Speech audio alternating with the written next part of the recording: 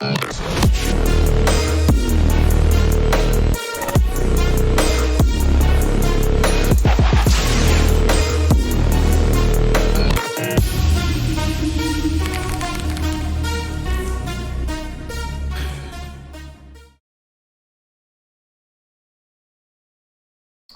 evening, everyone, and welcome to New Challengers Underdog Season 7. This is the Street Fighter V Underdog. My name is Rathan. I am here with Wulong, and I believe Houseman's here now? Just slid in at the nick of time. Yeah, Awesome. What's left of me. Okay, so it looks like we've had some off-stream donations hit the pool. We're just trying to sort out our last-minute check-ins and invitations as usual. We will have a few slots to fill for people who got invitations but weren't able quite yet to make it here. We do try and always have a full 16-man bracket for the final because we generally have enough people to fill. So once we get that sorted out, we'll be kicking off. The final is going to be a regular double elim bracket instead of Swiss like the rest of the season. And I believe we are going to see some pretty good matches tonight. Yeah, for sure. Very happy we got all the codes used up for the Matcherino. And yeah, I think we're gonna have fun here with this bracket. We got a lot of great players in it. So that being said, the great players we do have here, the wonderful competitors from this season that placed high enough to get their invitations to the invitational final that have checked in and are currently ready to roll, are Mo, Jimenez 357, Mika the Destroyer, Maintenance, Nick, Ron Plata, Savior 54, The Commissioner, Perfections, Malith, and Arlie 13. We do have 5 slots right now that are open. Sorry, wait, Arlie is in this? Okay. Arlie's no, I'm sorry. here. I didn't know. I shouldn't be laughing at that. Kudos to everybody that got in. I just was like, didn't expect that. Yeah, we do have a few higher level competitors that pop in from time to time. Arlie memeing with the what is that? What? A work of art is what it is. I don't know what some kind of dog sundae melon cone. Oh, is it the ninja thing? I don't know what that is. No, it is a work of art, and you don't need to address it as anything further. All right, cool. MoMA, put it in the MoMA. All right, let's see. So unless we can get Herod, we need that as like an emote in the Twitch chat. Oh yeah, that'd work really good. So the 5 people who weren't able to check in so far, I have heard from Nameless King. He is not going to be able to make it. So we definitely have at least one slot open. If we can get one of our runner-ups to go ahead and ready up in the Discord chat, we can get you added. Other than that, we have Heriter, Flower, Busting a Nut, and Kai Ant, who have not shown up yet. So if you are one of our runner-ups, and just to read that list off real quick, that's Artemis, Sonic the Boom Hog, also known as Salt Inferno, Silver Dono, Basan, JB4Nay, Luigi Hacks, Renora, or Isanora, I'm not sure which that is, Chakra Flame, Paces X. Any of you guys, go ahead and hit us up in the Discord chat, and we will put you in the bracket to fill this up. I'll see if I can get a hold of one of them. Sure, we will.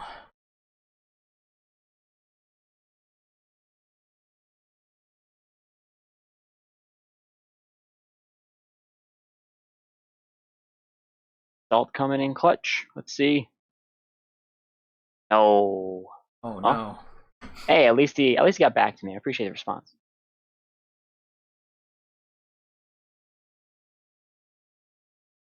It's fairly late, so I imagine the only people who are up for a long bracket are people maybe West Coast or so. Yeah, generally the way we do this is at the end of the season, we send out a poll to everybody who qualified, and we say, when would you like to have the final? And I give them a few different options, plus or minus an hour, plus or minus a week, just to try and get as many people that earned it here as possible. I don't. Is Perfections in or is Perfections? I'm seeing messages.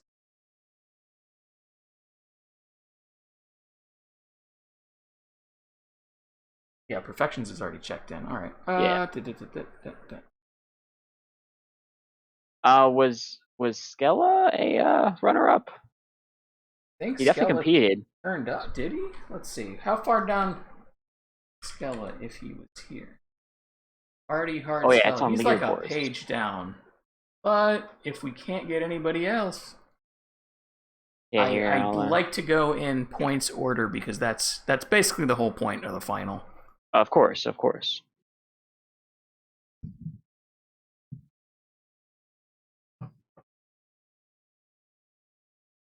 All right. Do Drugs Kid is Silver Steedy Boy. Is that Silver Dono? No. Oh no, it's Silver, the South player. Too many silvers. Why do we got so many silvers? I don't know. It's a popular color, I guess. Why do they keep changing their name? Just keep your name the same. The kids these days, they just all the time. They score nicknames. Oh my god, they think they can just run away. They think they can just run away from their identity. Listen, I'm gonna have y'all know before I know everybody listening already knows because you're all part of the Discord anyway. So this is just cycle play. But I had my soul taken from me, not even 5 minutes before this tournament. But I am still Houseman. I will hold this shame to my body, and I will live with it and never change my name. Unless it's for funny seasonal stuff, because that's always fun. But anyway, we are. I don't know, like whatchamacallit. Oolong, have you fought Lemon recently? When's the last time you played this game? Actually, now that I think about it, the last time I played was today. I played Flower a bit. I played as Oro. Okay. And it was fun, but before that, the last time I played was like a couple weeks. And playing Lemon, I don't know, like a month or something, maybe. I don't know. He took my soul, obviously. Well, it's different, right? Because like, this is weird. This is a weird podcast style, but you know what? You're giving me time to vent. Vent, excuse me. Time to vamp. Time to vamp. Time to vamp, and we're gonna use it to vent. So, like, you fight Lemon, right? Like, I feel like we have plenty of very good players in this server. We have Fool, we have Flower, we have Nick, we have we have like a ton of great players in this server. But like, oftentimes when I play the other players, like it feels like I'm at least having a fighting chance here, or I'm dying more slowly, or something like that. But Lemon, like, it's like playing anybody else in ranked, but they just know what you're gonna do all the time. For me, at least, I don't know why, but I feel like Lemon always knows what you're gonna like. I would never want to play this man in poker. I would never want to have any sort of mental mind game against him because he knows what you're gonna do, and that's terrifying. And you just feel like, oh my god, what the hell is happening? No joke. Like anytime because I mean, obviously Lemon's really good, but I'm always like, all right, like he's gonna tech here, and then I go for the shimmy and I just get low forwarded, or I'm like, all right, he's definitely not gonna tech here, and then he techs the throw, and then I'm like, okay, he's gonna whiff here, and then he just dashes up throws, and it's just like, man, like, yeah, it's almost like he knows what I'm going to think right before I think it, and it's just that just makes him so good. It's a different. Because there's a different kind of outclass, like sometimes you get outclassed because you don't know what you're doing. Sometimes you get outclassed because you don't know the opponent or their character, or sometimes they're just like more finely like distant, either neutral or something like that. But like when you just get red constantly, and then of course when you're playing Street Fighter 5, you get red maybe twice or 3 times in a match, and that's it. Yeah. Yeah, it's kind of that old mind, body, spirit breakdown. Yeah. You can get outplayed mechanically. You can get outplayed strategically. But, like, yeah, it's terrifying when you play somebody that just out-mentals you. Yeah, because it's the one place where you can just go, like, actually don't know what to do. You get put into that terrible, terrible place where you're just like, I don't know what to do. I don't want to be here anymore. I don't want to be in this lobby anymore. Please let me out. Let And me out. Let me out. It's honestly so deflating because you know, like you'll play someone else and you'll do pretty good and be like, all right, like, you know, like Lemon, like he's good, he usually buys me, but like I can get a game or two, you know what I mean? And then he just like completely like just washes you, and then afterwards he was like, you know, you were doing pretty good, like I liked a lot of the stuff you were doing, and I was like, well, like I didn't. It didn't feel that way to me. You know what I mean? Like, and then of course, you know, he tries to help out. So he's like, yeah, like I just think you could have done like this a little bit differently. And like it felt like a lot of things went wrong there, not just that, but you know. Yeah, it's like I felt like I got born on the wrong day, and the stars just weren't aligned 28 years ago, and that's just why I lost. And I don't know what to do about that. Really, for sure. Don't know what to do. Yeah, but man, holy cow! That great guy. But yeah, his he's a fantastic guy. His bison is just absolutely. It wasn't impressive. even his bison; it was his Akira. It was I mean, his honestly, day one Akira. Yeah, his everything is kind of like. It just. I'm kind of mad about Akira, to be honest. Like, I feel like she's a really underwhelming character. Not in gameplay style. Like her gameplay style is rock solid, and like, albeit kind of a lot of what we were kind of used to from all these years of Karen and Cammy, for the Cammies that don't just dive kick 24/7, you know, like the footsie space style characters that just like rock you off of a single normal confirm, and it's like, okay. And I mean, Akira a bit more so, especially if she can get those like crouch hit confirms off of medium elbow. But like overall, like her personality is really underwhelming. Like she's just kind of like fight girl, and that's kind of it. It seems like. Sick V Trigger though. The V Trigger were like that. I think his name's Daigo. Is that his name? The brother. Yeah, we're brother. Yeah, it's like whatchamacallit, Nadeshiko on steroids. It's like that V Trigger not only does so it come sick. down, but it's a delayed explosion that you cannot affect at all. You can hit her. You can do whatever you want. It's gonna go off. Yeah, I think the only way to like get out of it is just to hit go into like a CA animation or something. And then it'll still go off. It's just that you'll at least be in the CA animation. Damn, I wonder what that looks like. But yeah, she's really cool. I've never played her. I've never played against her. I played some Oro. You know, well, not I didn't play, but I played against an Oro, obviously. And he's really cool. I think he's very like weird. Obviously, the whole chicken feed attack is like so unorthodox. But he's cool. I think he's really neat. Like overall. Yeah, I think he's at least unique enough to stand out from the cast, where it's like you play Oro, and sure he has some elements of like this and that character, but really he's so different he's just different enough from everybody else that he just feels like he has his own place in the character roster. Whereas like Kira, I just feel like I'm fighting a different version of Karen, you know? Like it's really, really similar. and I just kind of wonder if that's gonna kind of hurt the character, at least in terms of who we see playing her. Like obviously we'll probably see some people bringing her out the first month or so, but like, you know, in this last year of Street Fighter V, I wouldn't be surprised if we see like barely anybody pick her up for CPT, just because it's like unless I know like, it's basically a meme at this point, but when it comes down to it, at a certain level, characters are, you know, quote unquote functions. So if you have 2 or 3 characters that all have the same play style or roughly the same kind of move set, and one of them's better than the others, that one's just gonna get played by the players who would play that type of character generally. And I mean, I think it's also the case of like some people like Rose came out and she was somewhat underwhelming. Dan came out and he was, you know, Dan. He was overwhelming for Dan, but he was still just Dan. Right. And we still have seen representation for them just because they're at least unique enough that certain players like enjoy playing them over their former characters, like people going from Dawson to Rose, or I think that's really the biggest comparison, or even just like from any character.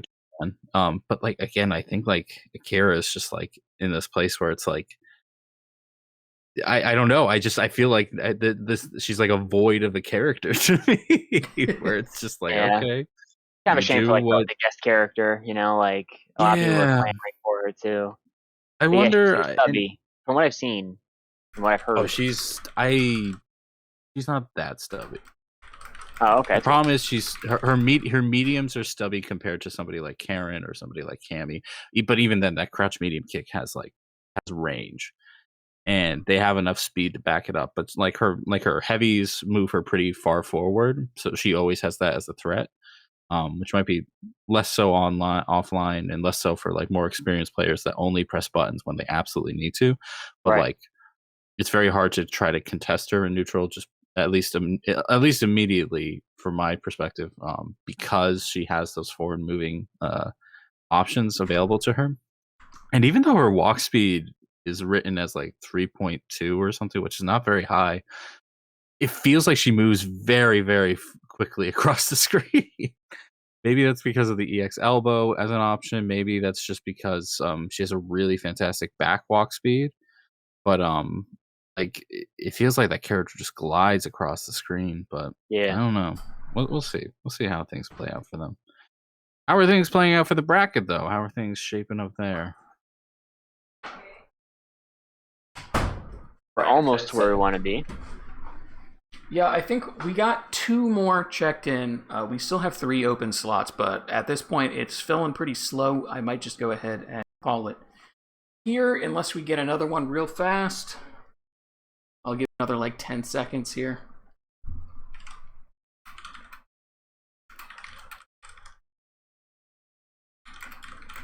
We'll get Lord Skella in here. We'll see some president of the world shenanigans.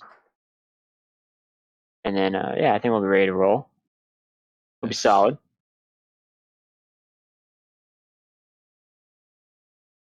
But yeah, I was a little disappointed. I've been playing this game regularly, Houseman, and I was a little disappointed when I opened it up and I picked Balrog and he still doesn't have a cross up. Like, I don't know what the deal is with that.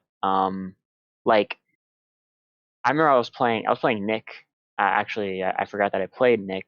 So I'm sorry, Nick. But I played him a couple days ago, and obviously he was playing Rashid. And like, obviously against Rashid, you want to jump out of his whirlwind shot pressure in the corner, and like that's cool and all, but like I can't do anything. Balrog literally cannot do anything afterwards.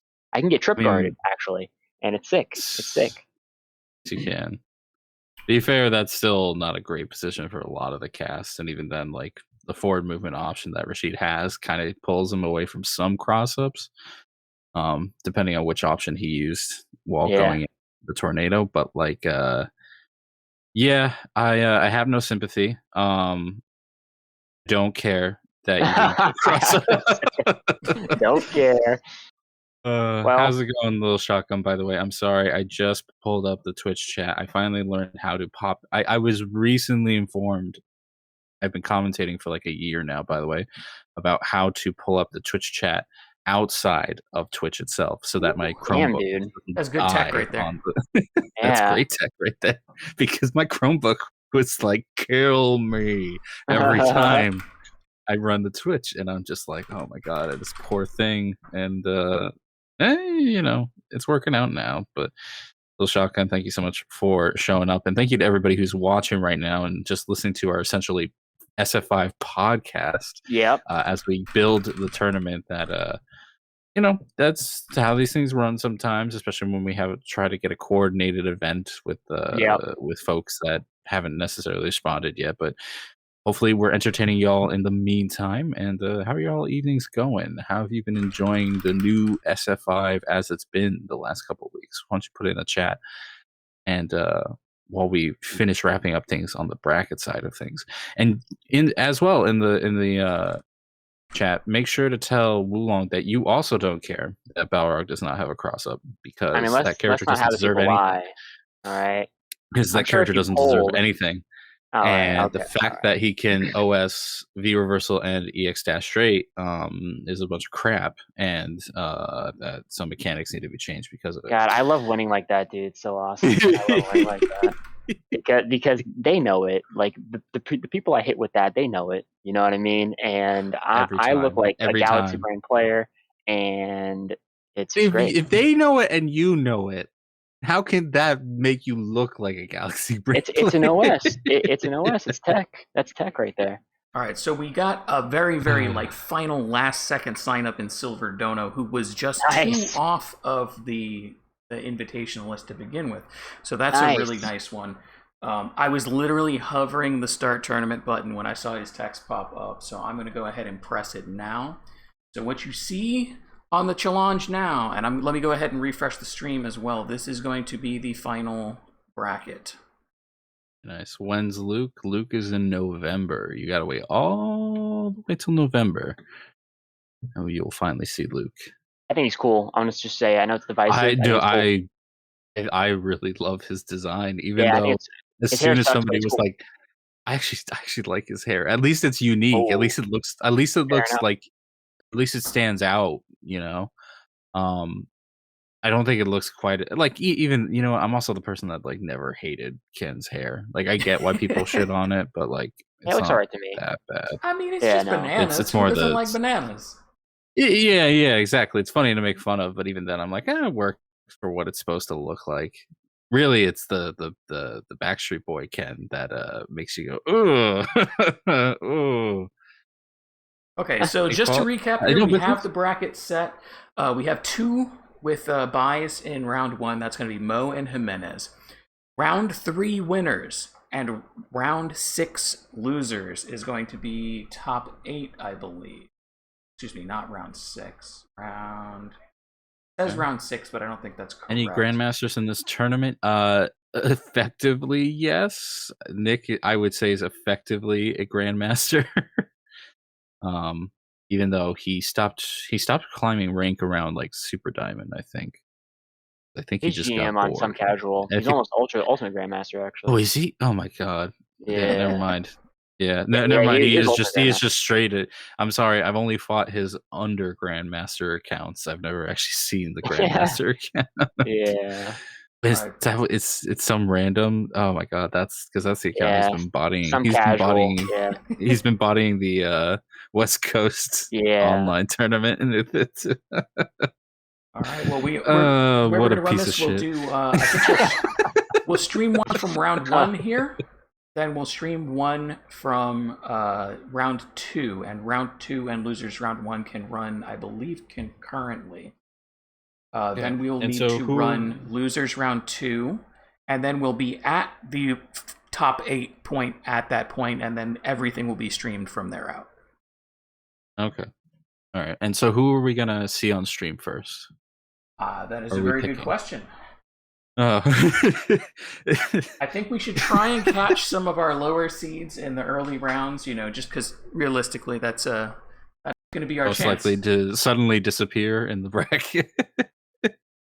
So that's how it be, man. That's how it be with the 2-0s. Yeah, we have some late entries. I would like to focus on our actual invitees, if I can. Absolutely, so it's your show, man. I'm just here to fill the noise. I feel like Advance and Malith is a solid matchup, or Commissioner and Perfections. I feel like both of those are pretty solid matchups. Yeah, I think those. I would be down to see that.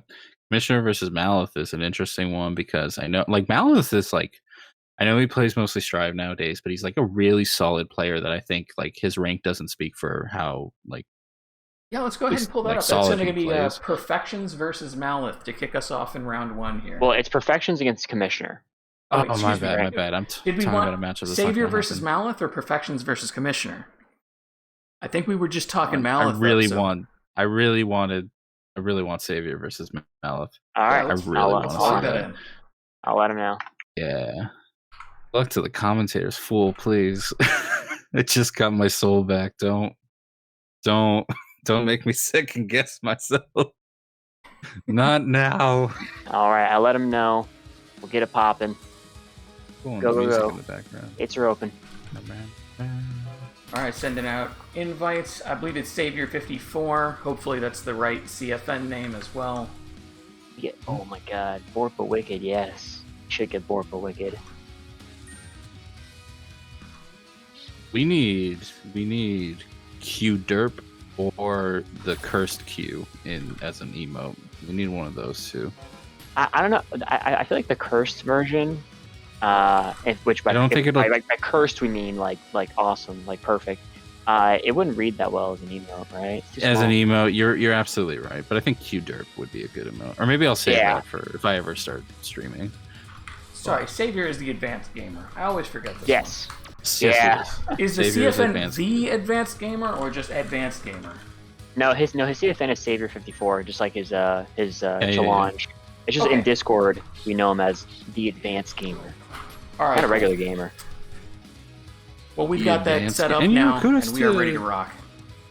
Kudos to Advance. He's actually like really improved over the year that he's joined NCH, and I think he's like really absorbed a lot of what people tell him. I think if one thing, his biggest holdback is that he's a little too critical about himself mid-match, which is the one place you can't afford to be hypercritical of yourself. Yeah. But like even still, like he's been getting much better in terms of hit confirms, in terms of just learning the matchups, in terms of even just executing a stronger game plan. But against Malith, who is like, since the moment I've seen him, been like solid and had like really strong VT2 mix-ups, and then VT2 got buffed. Like that's going to be interesting to see. For sure. Will he have a counter to the V reversal, that Cammy's unique V reversal? I assume so, but we'll see. We'll see how it plays out. And these are going to be first to twos, I assume. Yeah. Correct. Up till top 4, I believe, is what we had, and then it'll go to top first to 3. Yeah. Okay. And we're switching to the full screen for the battle. Apparently, the screen's small right now. Just waiting for it to switch over. I see. We don't want to show the loading screen off. Don't worry, folks. I am thankful for people reminding, though, because we have made that mistake in the past. I think every stream does at one point or another. Oh my god, have you? When I'm not here, did you do that? It all. I think we might have done it once this season. It's about a once a season error. Okay, here we go. Fine. Oh, okay. Advance just missing the anti-air on the axe kick. Spacing was just right for Malith there. Gets the suck. Malith, didn't get the confirm though, and that was the big part because he couldn't get a hit confirm into that range.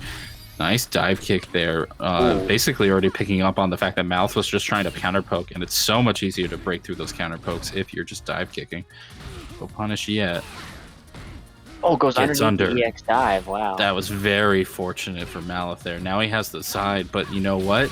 A little shimmy puts us back into mid-range. This is exactly where Advance wants to be. Ooh, that was not intended. He did not mean to delay that activation, and with that is just going to be the end of the round. Advance taking game number 1. Hopefully it's not a connection thing, because that's always sad to see. It could be. It could be. To be quite honest, they're fighting from opposite ends of the country. So we'll see how things go. But ooh, okay, Malith actually misinputting. He wanted the cross up, instead he got jump heavy kick. I wonder if all that time in stride might be making things a little rusty for him. Yeah, he can't pop buster in this game, so I'm not totally sure what. Not what with this character anyway. Yeah. The Zenki match. Gets a low forward. Really nice. Nice confirm from Advance off the counter hit jab. Good challenge. Keeping that space. Oh, misses the axe kick. Yeah, but actually Advance had walked out anyway. But you know what? He's out of the corner, going to block that DP. What a call out. Yeah. And look at that. Takes game number 1 pretty solidly. Really good awareness to keep an eye out for the EX reversal there. I would have gotten hit by it, not even going to lie. I get hit by it every time. Yeah. I don't scare against the DP. But Advance, he knew what to look out for, and he blocked just the right time. Will Malith be able to switch pretty comfortable first match for Advance. But I would never count Malith out. He's definitely got the. Oh my god, he grabbed the startup with a low forward. Wow, that was crazy. Yeah, Malith does not look deterred. Yeah, he's still trying to play his really solid style, and unfortunately, the one big thing that's missing, and that's like, I worry he's not gonna get, is those confirms. Like that crouch medium punch earlier was like essential for him to take this round. And meanwhile, Advance has gotten 8 out of 10 of his confirms at a time, and that's a huge number over Malith, unfortunately. That point for Advance here, after just punching Malith in the face a lot of times, popping V trigger. Okay, a little bit of misinput here and there, but we're still good. Oh, nice anti-air. Oh, tried to challenge. that V-Skill 2 is freaking busted, man. Yeah, it's so weird. You think it's your turn? You think it's your turn, and then suddenly Cammy does this BS? Yeah. Shake my head. All right, we're dancing around a bit. Stand medium kick from Advance. This is where Advance has kind of gotten comfortable. Nice jumping. Entire jumping. Kind of want to just see Advance just go in, keep going in. But then again, he's doing so well at this mid range that his spacing is so solid right now. Yeah. It's exactly where Mouth doesn't want to be, and like, yeah, that was his one mix. That was the one mix he got, and he barely got anything for it. And with that, I think, yeah, just a little stand light kick, reset for the kill. Advance takes it 2-0. Nice, yeah, really strong showing from Advance there. Didn't do a single accidental hooligan, and for that, he is that a thing? He might just get a body grand finals for that. I'm gonna be honest with you. Well, we'll see that is a thing. There are two things Advance has troubles with, and I won't say the other one for his sake, but it is the negative edge hooligan. Yeah. So, kudos to him for not having that come out. That is one setting that I really miss from NRS games, the ability to just turn off negative edge. It's one of those things that's like, it's such a honestly, it is such a reasonable request for people to have that option. For some reason, I don't want them to get it. I don't want them to get it. I really get it. Like, I understand, like, for me personally, I want to be able to turn off negative edge because I hate it when you're trying to do some stuff and, like, you get the wrong thing because you just didn't lift your finger fast enough. But on the other hand, I understand people from the standpoint of, like, we don't want to, dumb the game down any further. It's already pretty mechanically simple. It really at is this point. such an, at least ideologically speaking, conservative stance where it's like, no, we want things to continue being about precision. We want you to have to work on that, and we want you to have to show it and be an example of precision when you're fighting, and giving all these options just like waters down what you have to do to be a truly like competent fighter, at least in terms of the execution side of things. And I know there's a lot of back and forth about it and about accessibility and what that means and how it should be applied in a competitive field and so on and so forth. But like, right. I don't know. I don't even know where I stand on it. I started with Street Fighter 5. You'd think I'd be the one saying no, more for everybody, but I don't know, man. I don't know. Yeah, and I think it's really interesting that we don't even really see a full consensus across the FGC. Different games opting for different types of options for different ways of embracing accessibility for different players, and ways of balancing out the different types of mechanical complexity. Like we mentioned, the NRS games have the ability to turn off negative edge. They also have the ability to turn on or off the whether or not you have to hit diagonals when you do a special move. As well as the way they do their, like, I don't know what they call it internally, I call it smart buffering, where the input buffer in NRS games changes depending on what sort of state the game is in. So if you're on defense, or you're just dialing in like the starter of a combo, you have a much bigger, more permissive buffer than you do later in a combo or going for a juggle or something like that, where you actually, the buffer gets smaller to the point where you actually have, just frame links. Interesting. So like the buffer window actually closes the more the fight goes on. That's interesting. Yeah, basically I know it incentivizes you to be able to take defensive actions confidently because the buffer's permissive when you're on defense, but it still gives you the mechanical challenge of having a small buffer and just frame links to really get the most out of those super optimized combos. I mean, that's actually smart, and that's what I would like kind of hope is that like, and it's funny, I assume we're also just waiting to get our next match on stream. By the way, we're almost ready for round 2. Yeah, we're just waiting on Nick versus Silver Dono and Ron Plata versus Arlie. Okay, so like to wrap it up really quickly, it's like there are a lot of different ideas as to how to make fighting games more accessible, where to make them more accessible, and so on and so forth, and like what even draws in players, what keeps them interested in the game, so on and so forth. And it's like, one thing for me, I think, is like, I actually think we should possibly return to game states that make combos harder. And the reason I say that is because for newer players and less experienced players, getting put into a really tough scenario is really discouraging early on. So like getting put into a like hard Oki situation or a really tight pressure sequence situation is really tough on new players. And so while there could still be characters that execute that more easily than others and then have faults in other ways, like the fact that like so much of the cast, like I think the biggest thing about Street Fighter V and what may have turned some people off even is that like most of the opponents you fight are always going to be able to do their combos. Yeah, I think because they're so much easier to learn. A good and so there's no pool of players that like don't do combos.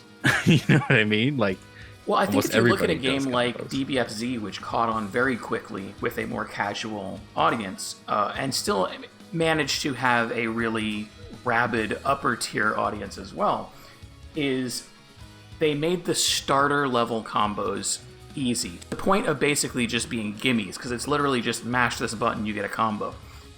But they made those unoptimal to the point where if you're a good player who wants to optimize, who wants to, you know, learn how to do a TOD with your team, or wants to learn how to extend pressure with assists and stuff like that, that stuff's more complicated. You have to learn specific timings, you have to learn specific spacings, you have to learn all this other stuff. But it doesn't keep new players from actually being able to hit a combo every now and then. But like you said, they're not these long, oppressive TOD combos or anything like that. It's just like, you know, short little combo into a knockdown. Kind of. Like, I think Dragon Ball also had the issue of, like, the fact that the auto combos had unique attacks within them.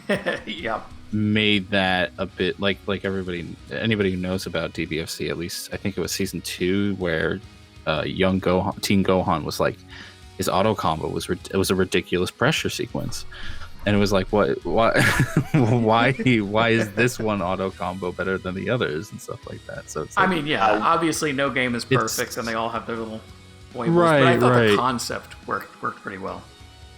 Yeah, I think honestly, I think Persona did it better, where the auto combo could actually be done without the auto combo. It was not a unique combo of its own. We're ready, by the way, for round two. So great, so I can stop pulling stuff out of my ass. Good. So we have round 2 and losers round 1 ready to queue up now. Why don't we grab a match from each of these, and we can let them run concurrently. So I want to see Silver versus Silver just because of the meme potential here. Okay. I think they've already started. Oh, have they? I think.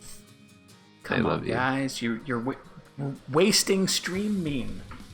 No, it's all good. I mean, if you want, we can just grab one from winners round 2, and that's then fine. We can do that too. Losers round 2. Winners round 2. Let's see who we got here. I like Mo and Perfections. I think that's a pretty solid one. Don't look at me, Nick. I'm just the commentator. I'm just Pretty Boy. I am not. I have no stake in this at all. Mo versus Perfections. All right. You think Silver versus Silver is already rocking at this point? I think so. Yeah. Oh well. Let's grab Mo versus Perfections, sure. and then we can just let losers round 1 and winners round 2 play out here. Then we will. Everybody look at me. Everybody look at me and my dog. Catch back up at losers round 2. So we will stream a match from losers round 2. So don't start that once you have a match there. And then everything from there on out is top 8. So all of that will be on stream. So post losers round 2, do not play off stream. Yeah, I'll let him know. All right, I will send out those invites to Mo and Perfections. I believe that is the Mo 45. Yeah.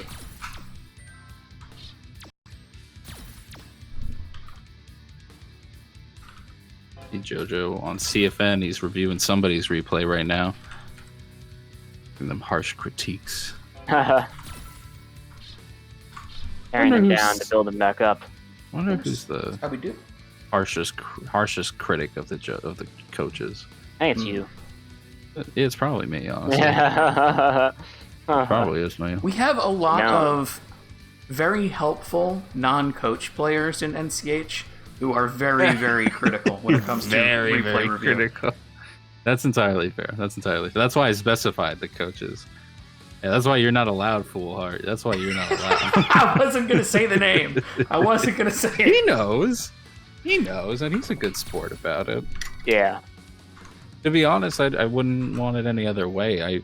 I do appreciate somebody that can like get to the nitty gritty details, and like not be ruthless. Like honestly, I was fighting him the other day, and I was like, listen, I think I know it's these things and these things, but right now I'm like not in the mindset to talk about it. And he's like, yeah, that's cool. And I was like, yeah, cool.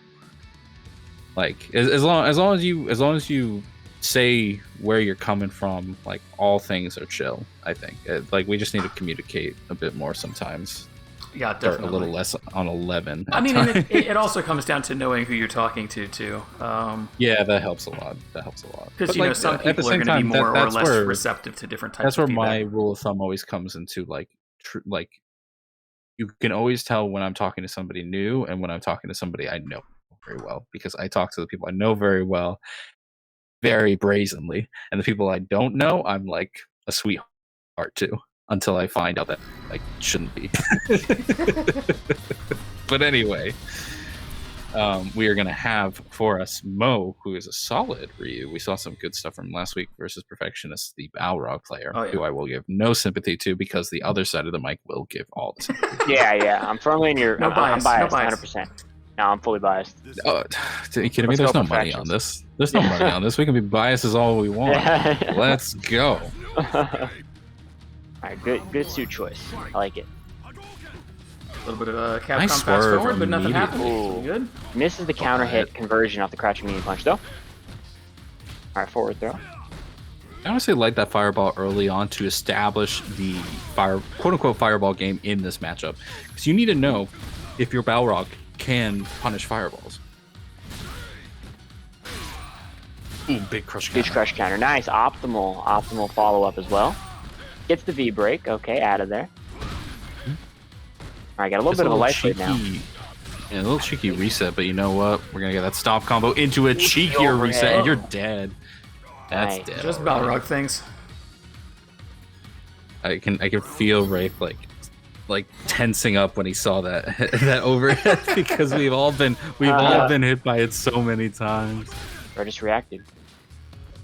Oh, I just always hold back up. Like I just wait for you to show me that you're gonna hit me low.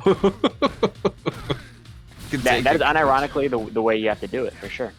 All right, Perfection's a little bit down on life, just a touch. Gets the anti-air. Ooh, he calls out the EX reversal. Okay, we're going for 2 bars. That's in the meter. Yeah. Oh, dashing in for the throw again. And he tried to tech. Wow. Tried to press something to interrupt him, but it was nice with the stand heavy kick. And with that, Perfections is going to take a really fast game 1. Yeah. Very dominating second round there. Just slowly working Mo into the corner before eventually calling out the EX reversal off the anti-air, which is honestly a hard situation to read. So if I remember watching Mo's plays last time, I remember he preferred playing like a very traditional Ryu of fireballs, low risk pokes, and like kind of solid anti-airs, and then like risky DPs occasionally. And like I feel like Perfection's V-skilling that fireball from V-skilling that fireball from like moment 1 is almost crippling to Mo, and he's having to work around it. Yeah. Mo also has found it hard to punish these slightly misspaced dash punches from Perfections. Wow, what a DP! He just felt it. He felt it in his soul. Didn't have the punish. I don't care if you're +2. I'm gonna DP. I mean, these really non-committal pokes. He gets the anti-air. That would have been like 250 even if he had canceled the trigger. So that was not a good time to jump in. Oh, actually, having signs of life. He gets around back. That's not out of here yet. Nice dash forward. Oh, he parries. Doesn't get follow up. Not a DP anti-air, but we'll take it. Alright, just maintaining that space. Gotta be wary of throwing a fireball at this range, because you have Balrog V-Skill 1 on deck. Oh, I saw that backdash, Mo. That was cheeky. That was a cheeky attempt on you on offense, but... Whoa, he stunned me straight? What? And now all of a sudden CA is no longer an option? Alright, both players have V-Trigger. I wonder who's gonna pop first. It would be Perfections. has reset potential, but right now, Oh, he gets the shimmy. Mo really wants to get a big opening for the kill, and I just hope he takes a steadier approach, because these forward dash, back dashes, like, they're cheeky, but Perfections could gain a lot of ground from them. There you go. I was just thinking Perfection should just get him in the V-Trigger 1 mix, because Mo cannot, he can't V-reversal it. Oh, gets the, oh, he responds with Wake Up XTP. And the shimmy. Wow. Game 2 goes to Mo. We are 1-1. Mo strikes back. Revenge of the Mo? Yeah. That's my favorite one in the trilogy. Alright, so we haven't even seen the third one yet. Mo ties it up. 1-1. Yeah, one thing I like about Mo a lot. Ooh, -6, no punish though. Might be -7 actually.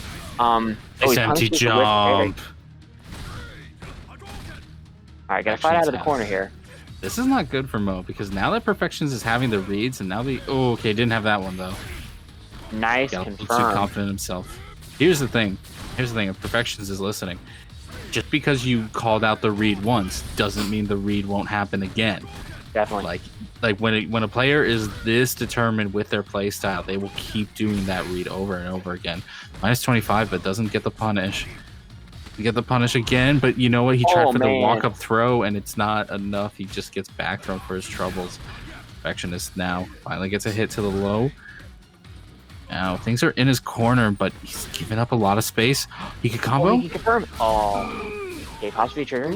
Oh, he goes out. There you go. But that's what Mo's been doing, and it's been working pretty well. Yeah. But like, yeah, now Perfections is like, all right, this is the game we're playing. Then I will play this game. I mean, playing those kind of risks, works perfectly right up until it doesn't. Nice little sequence version. Yeah. Oh, he corpse hops That's over. Still nice. okay, yeah, because of the crush counter. Oh, he's turning it on now. Oh, he gets the movement. Oh, doesn't quite cash out though. Okay, gets the sweep. V-trigger on deck for both. Never mind, just kidding. I don't like that V reversal. Perfections He's in a tough spot right now. Never Players just throwing out their lows, hoping one clips the other. Perfections gets the first. Nice anti-air.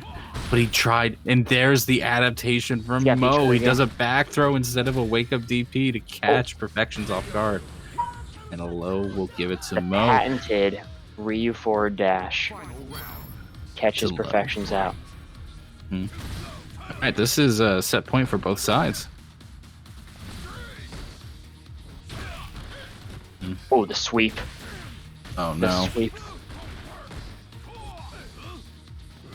Right now, both players are just turtling up right now. Ooh, there's the EXDP anti-air. What? Try for an instant overhair of some sorts, and stun was not even high. Mo, please. Mo, please. Look, sometimes you just do crazy things. Alright, Perfections is gonna crash me and punch back. Oh, he gets the target combo. Okay, gets the reset. Oh, he tried to shimmy the delay button, but the delay sweep caught him off guard. -25. He just goes for the throw with Perfections. That was it. Oh, he's dead. Red. Oh, he goes into the low, so he can't cancel the CA. Oh, Perfections. Oh, and then he spins the. Oh. That is so unfortunate. Was a series of unfortunate events. I mean, it depends. If you look at it from Mo's point of view. Yeah, I know. That's for sure. So for Perfections, I think what happened there was one of two things. It was muscle memory to going into the low, and then also just like assuming that he would have enough V-trigger to continue going into straight and then to critical art. Right. And just ran out of V-trigger, or muscle memory got the best of him. But unfortunately, yeah, just missing that opportunity there and giving Mo the chance. Because of that, Mo moves on in the winner's side. Yeah. What was a solid set, but one thing that I think both players could work on in the future, since obviously the theme of all this is, we're all trying to get better here. A lot of missed punishes on both sides. I don't know if it was just not knowing the frame data behind it. Like Mo could have stand light kick into Tatsu or DP so many of those block straights, and obviously Perfection's missing a punish on Tatsu and the V trigger on block. a lot of damage being left on the table. So I think if both players work on that, then they'll be good to go. They'll be really, really good to go for sure. Hey man, that's totally understandable, especially in some awkward situation. Some like immediate, you have to immediately decide to punish them this particular tough in the way. Moment. Yeah, it's tough in the moment. I mean, hell, it happened to me. Like I don't know Akira's. I didn't know her elbow. I know it's -4, but like I didn't know how I could punish it, and it got me killed earlier this evening. So like it's understandable, but it's something you just go to the lab or go to Battle Lounge and just practice a few times, and it's like, okay, it's in the muscle memory. We're good to go. And I mean, those are the best problems to have. The ones that are just really simple, like, oh, I didn't know this thing, now I did, now I do. Take it to lab, learn it for like 5 minutes, and you're good to go. The ones that are trickier. It's funny you say that. So like for some folks, that's the best problem because that's the easy problem for them to solve. For others, it's the most infuriating one because they're like, you're making me go to the fucking lab. Can't just play the game. And it's like, I kind of feel you because Jesus, I've been so bad about my labbing since like, honestly, all of season 5. I've been so bad about labbing the new characters. Yeah, the worst ones are when you have some weird hitbox, hurtbox interaction, and you're like, why is this even clipping me? I don't know what's going on here. I don't know how to play that character. How do I even set this up in lab? Like, that's rough. Or worse yet, you don't own that character. Silver, I mean, the thought process of this game about labbing with some matches in between, like, I don't know if you're being, like, serious or sarcastic about it, but, like, that's a philosophy.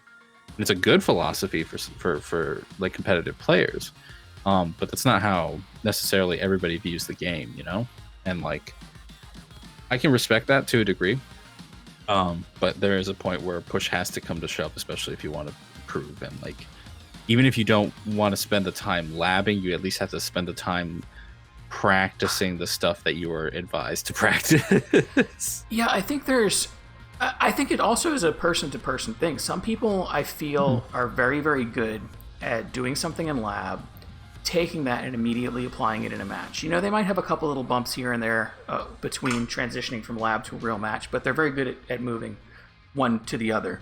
I have a lot of problems personally labbing something and then immediately applying it in match, to the point where I've just kind of started viewing a lot of my matches as lab. You just go into a match and you're like, I'm just going to practice this one thing. That's why I honestly, like, I, as a coach myself, especially with new folks, I will, depends on the person. Like, if they're clearly somebody who enjoys to lab, then by all means, like, show them how to do it, show them how to make it start working and stuff like that. But like, at some point you have to play. Like, there's the inverse problem where it's like some people get stuck in the lab. It's like you have to play, you have to experience, you have to get beaten down, experience, and start making calls and reads and focus and get a sense, get a game sense, get a game feel. Like, the players that have stupid good game feel and like can make really good reads on their opponents without even full knowledge of the situation, those are the players that are really scary. Yeah, Rich. So, Rich, you heard saying labbing's for nerds. Obviously, Grandmaster Mika in the chat. All right. Well, looks like we are ready to roll with losers round 2. Why don't we grab Jimenez versus Silversteed? Okay. And then just to confirm, that's our third silver in this bracket. That's ridiculous. Winners round 3 should hold, right? That's top 8. We're gonna do them all, right, on stream. Winners round 3 and losers round 3. It marks the beginning of top 8. Top 8, we're gonna do everything on stream, and then once we hit top 4, which is losers finals and winners finals, we move to first to 3. Okay, so Silver and Jimenez on stream right now. Correct. All right. I will send out invites. Out of interest in the chat, if anybody's participating, give a realistic percentage of your lab time versus match time. I'm not in the chat, but I will share mine. I'm gonna go with like 98% play, 2% lab. I'd probably say it's about that sort of split.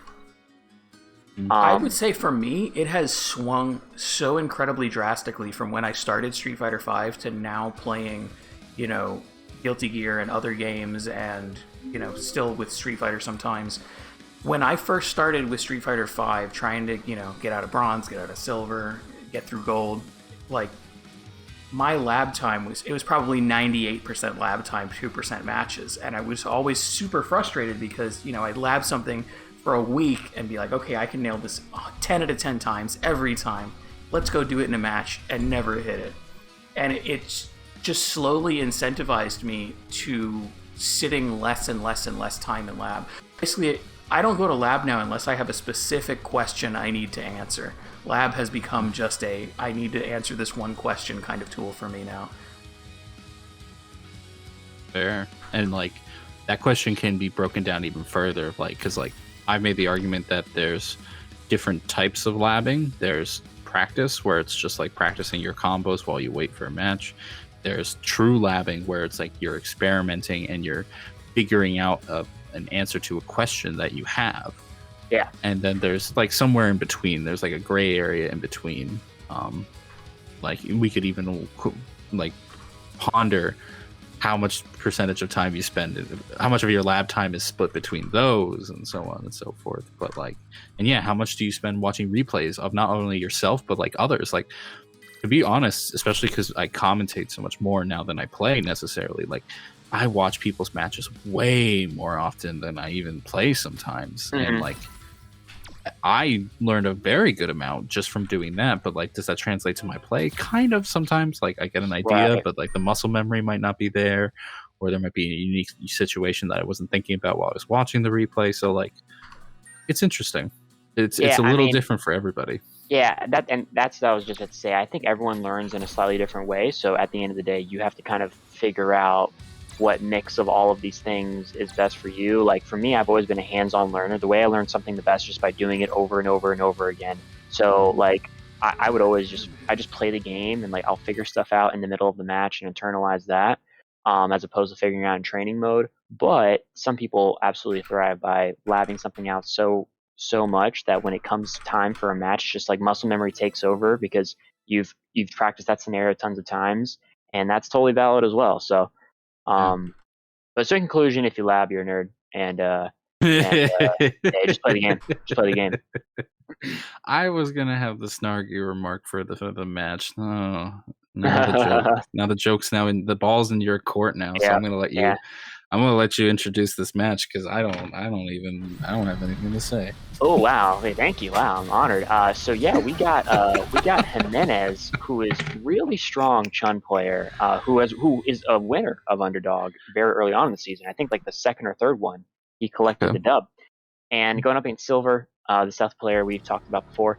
This is gonna be a good one. I think they're both West Coast too, which is cool. Hey, connection should be okay. Better connection. Oh, keeping Silver. All wanted to say things. Go ahead. Oh, he does the heavy Tatsu and gets the counter hit. It's the Silver frame trap. Nice. I was just about to say Silver is apparently in the same dojo as Malif. Yeah. Birds of a feather.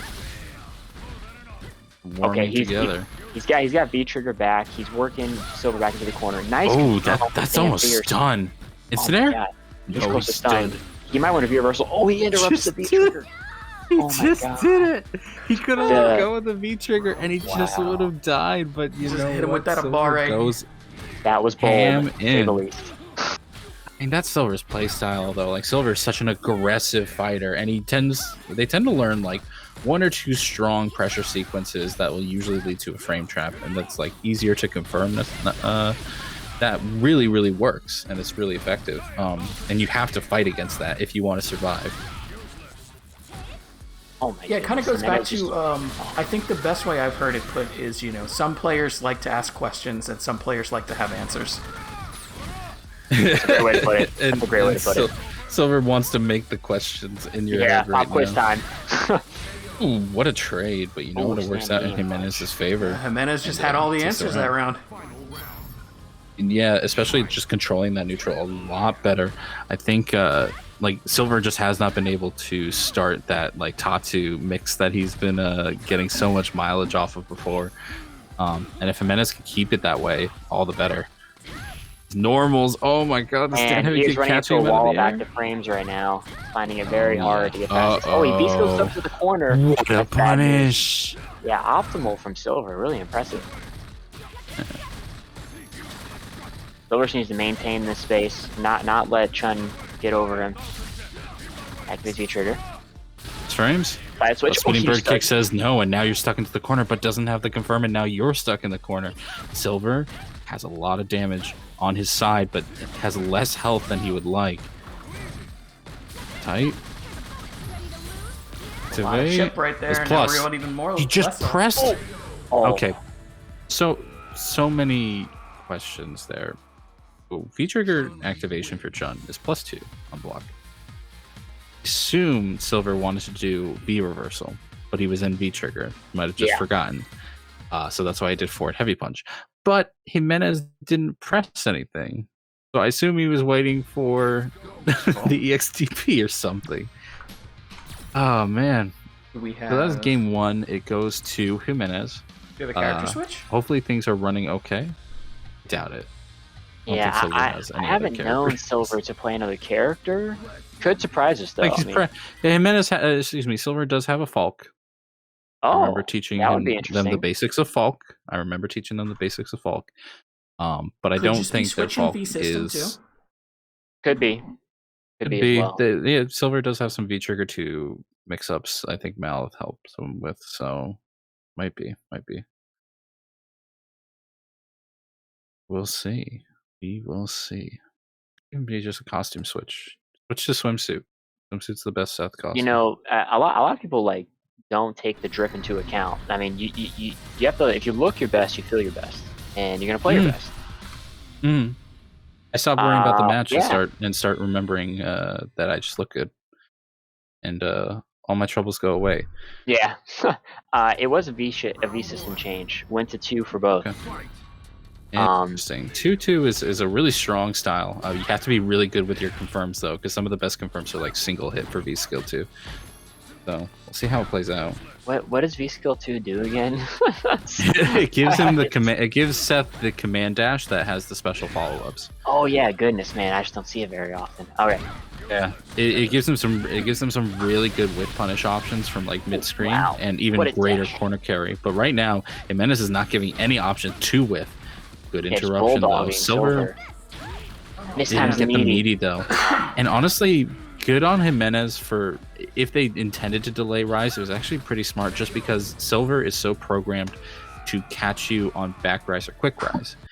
They don't have the meaties down for delay rise, which is a factor. There's a reason why that exists, and it's not just because we're gonna screw over players that don't press any buttons. No, it is there as a third option to mess up people's Oki semi. Wow. Does the axe kick over the Kokosho. I like that challenge. Anti-air. What an anti-air. That was the perfect anti-air for that situation, and Jimenez is going to get a lot of damage for it. Shimmy actually works out, but you know what? Challenges, and Silver gets out of the corner. But again, doesn't have the meaty for the delay rise, and because of that, is going to cause the game to lag a little bit. Oh dear. I know they're both West Coast. I mean, at the end of the day, it'd be what it be. Yeah, I mean, we're working with what we got here for sure. I mean, to be fair, some of the West Coast is on fire, so. This is true. Wow, whiff punishes the low forward with target combo. Okay, finally goes into V trigger. That is unfortunate. Gets back thrown out of it? No way. So here's the thing: those sequences are really tight. And you can just Silver's just gonna take the loss. That's fair enough. That's fair enough. That's fair. Yeah, sorry. I'm not sure what happened at the end there. I mean, here's the thing: the way it's for anybody who doesn't know, CFN is a rollback system that is volatile and unfortunately has some issues when it comes to large ping spikes. So what probably happened was there was just a large ping spike and the game just couldn't recover from that state and just caused larger ping spikes and larger and larger and larger. That being said, Jimenez takes it 2-1 or 2-0 in the set. Not taking anything away from Jimenez. He played very well. But what are you gonna do? CFN's gonna CFN. Yeah, I mean, and the thing is, ideally, I know it's not this way all the time, but ideally, if there is a connection issue, at least it hopefully affects both players equally. You know, again, not always the case, but... Right. Oh, you mean for the one-sided rollback? Yeah. Yeah. Or just, the timing of when it lags. If it lags when you're in the middle of throwing somebody, no big deal. If it lags when you're trying to single hit confirm something... You're saying you hope it affects them equally, but like that's one case where equality is not. I don't think it needs to be applied there. I mean, it's worse if it affects only one player. It's ideally it affects no one. Then you blacklist them. At least not everybody's miserable then. If the connection's bad for everyone, then everybody's miserable. If it's only one side, then GG's, better luck next time. All right, so that is actually going to put us here at top 8. Before we roll into top 8, I want to give a shout out to our Matcherino here. I'm going to go ahead and throw this into... You shout that out. I'm going to get a monster. I'll be back. So Matcherino is our sponsor for this season and previous seasons. They let us have some merch to show you guys. They let us do this coupon code thing where we can get you guys to enter a coupon code, and it adds $3 to our donation pool. And that donation pool every season goes to a charity. This season, we are donating to the National Alliance to End Homelessness. So if you can, this is the last event of the season. We have already used up all of our coupon codes. Thank you very much to everyone who pitched in to use up those coupon codes. But this will be the last event of this season. So if you're looking to pick up, one of the limited edition shaker mugs, one of the t-shirts, hoodies, I think they have some manga and stuff on sale there. This is the last event of the season. So go ahead and get those in while you still have a chance. Yeah, for sure. We've raised an amazing $260.69. And that's awesome, dude. Like I'm really impressed by the generosity and selflessness of a lot of our new Challenger members. And if you contributed, whether it was from your own pocket or you claimed one of the codes that we had, greatly appreciated. It's going to a good cause, man. And I think it's awesome that we can come together and do stuff like this and try to make a positive impact on the world just by playing some video games. And at the end of the tournament today, which is the end of the season, we will go through the donations again. So if you do put a comment on your donation, you will get that shout out at the end of the stream, just so we can make sure that everybody gets a little bit of something for being a generally awesome person. Yeah. And so sorry, I know I've asked you this before or anything, but this is all top 8's on stream, right? Correct. All top 8 on stream. Cool. All right. And we'll probably be starting with Mo and maintenance.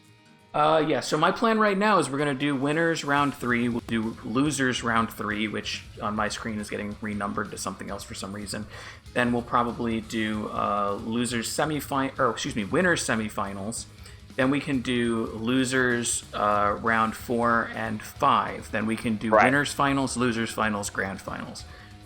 Okay. Cool. Sounds good. I'll let Mo and maintenance know.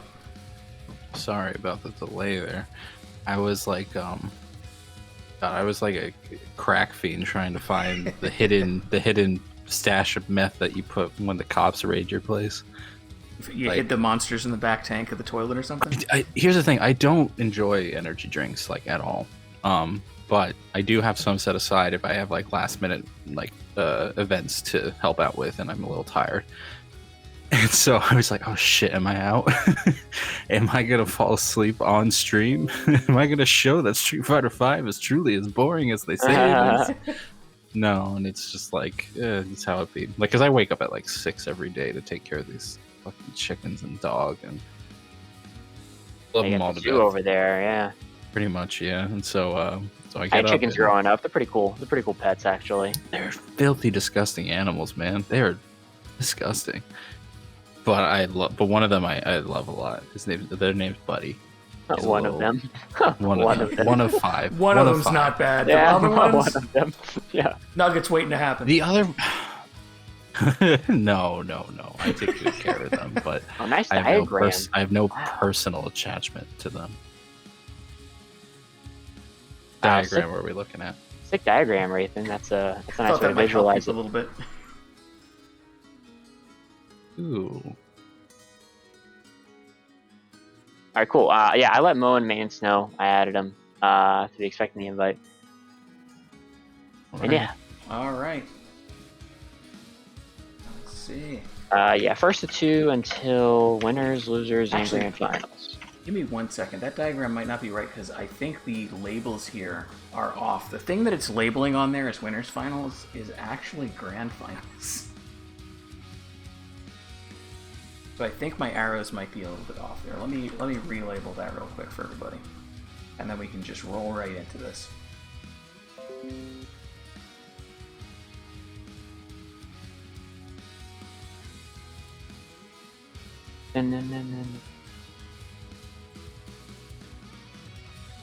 God, people see lag and they can even get to horny chat from lag. That is some BS. I'm watching in the... Never underestimate. Y'all gotta calm down sometimes. Yeah, so the diagram's a little bit more salivate. complicated than I thought. Y'all gotta salivate privately. Because the labels on my screen were a little bit off for some reason. I think I said it perfectly in my message where I understand that everybody enjoys cake. Nobody enjoys seeing people drool over cake. Yeah, that's where you're wrong. That's where you're wrong.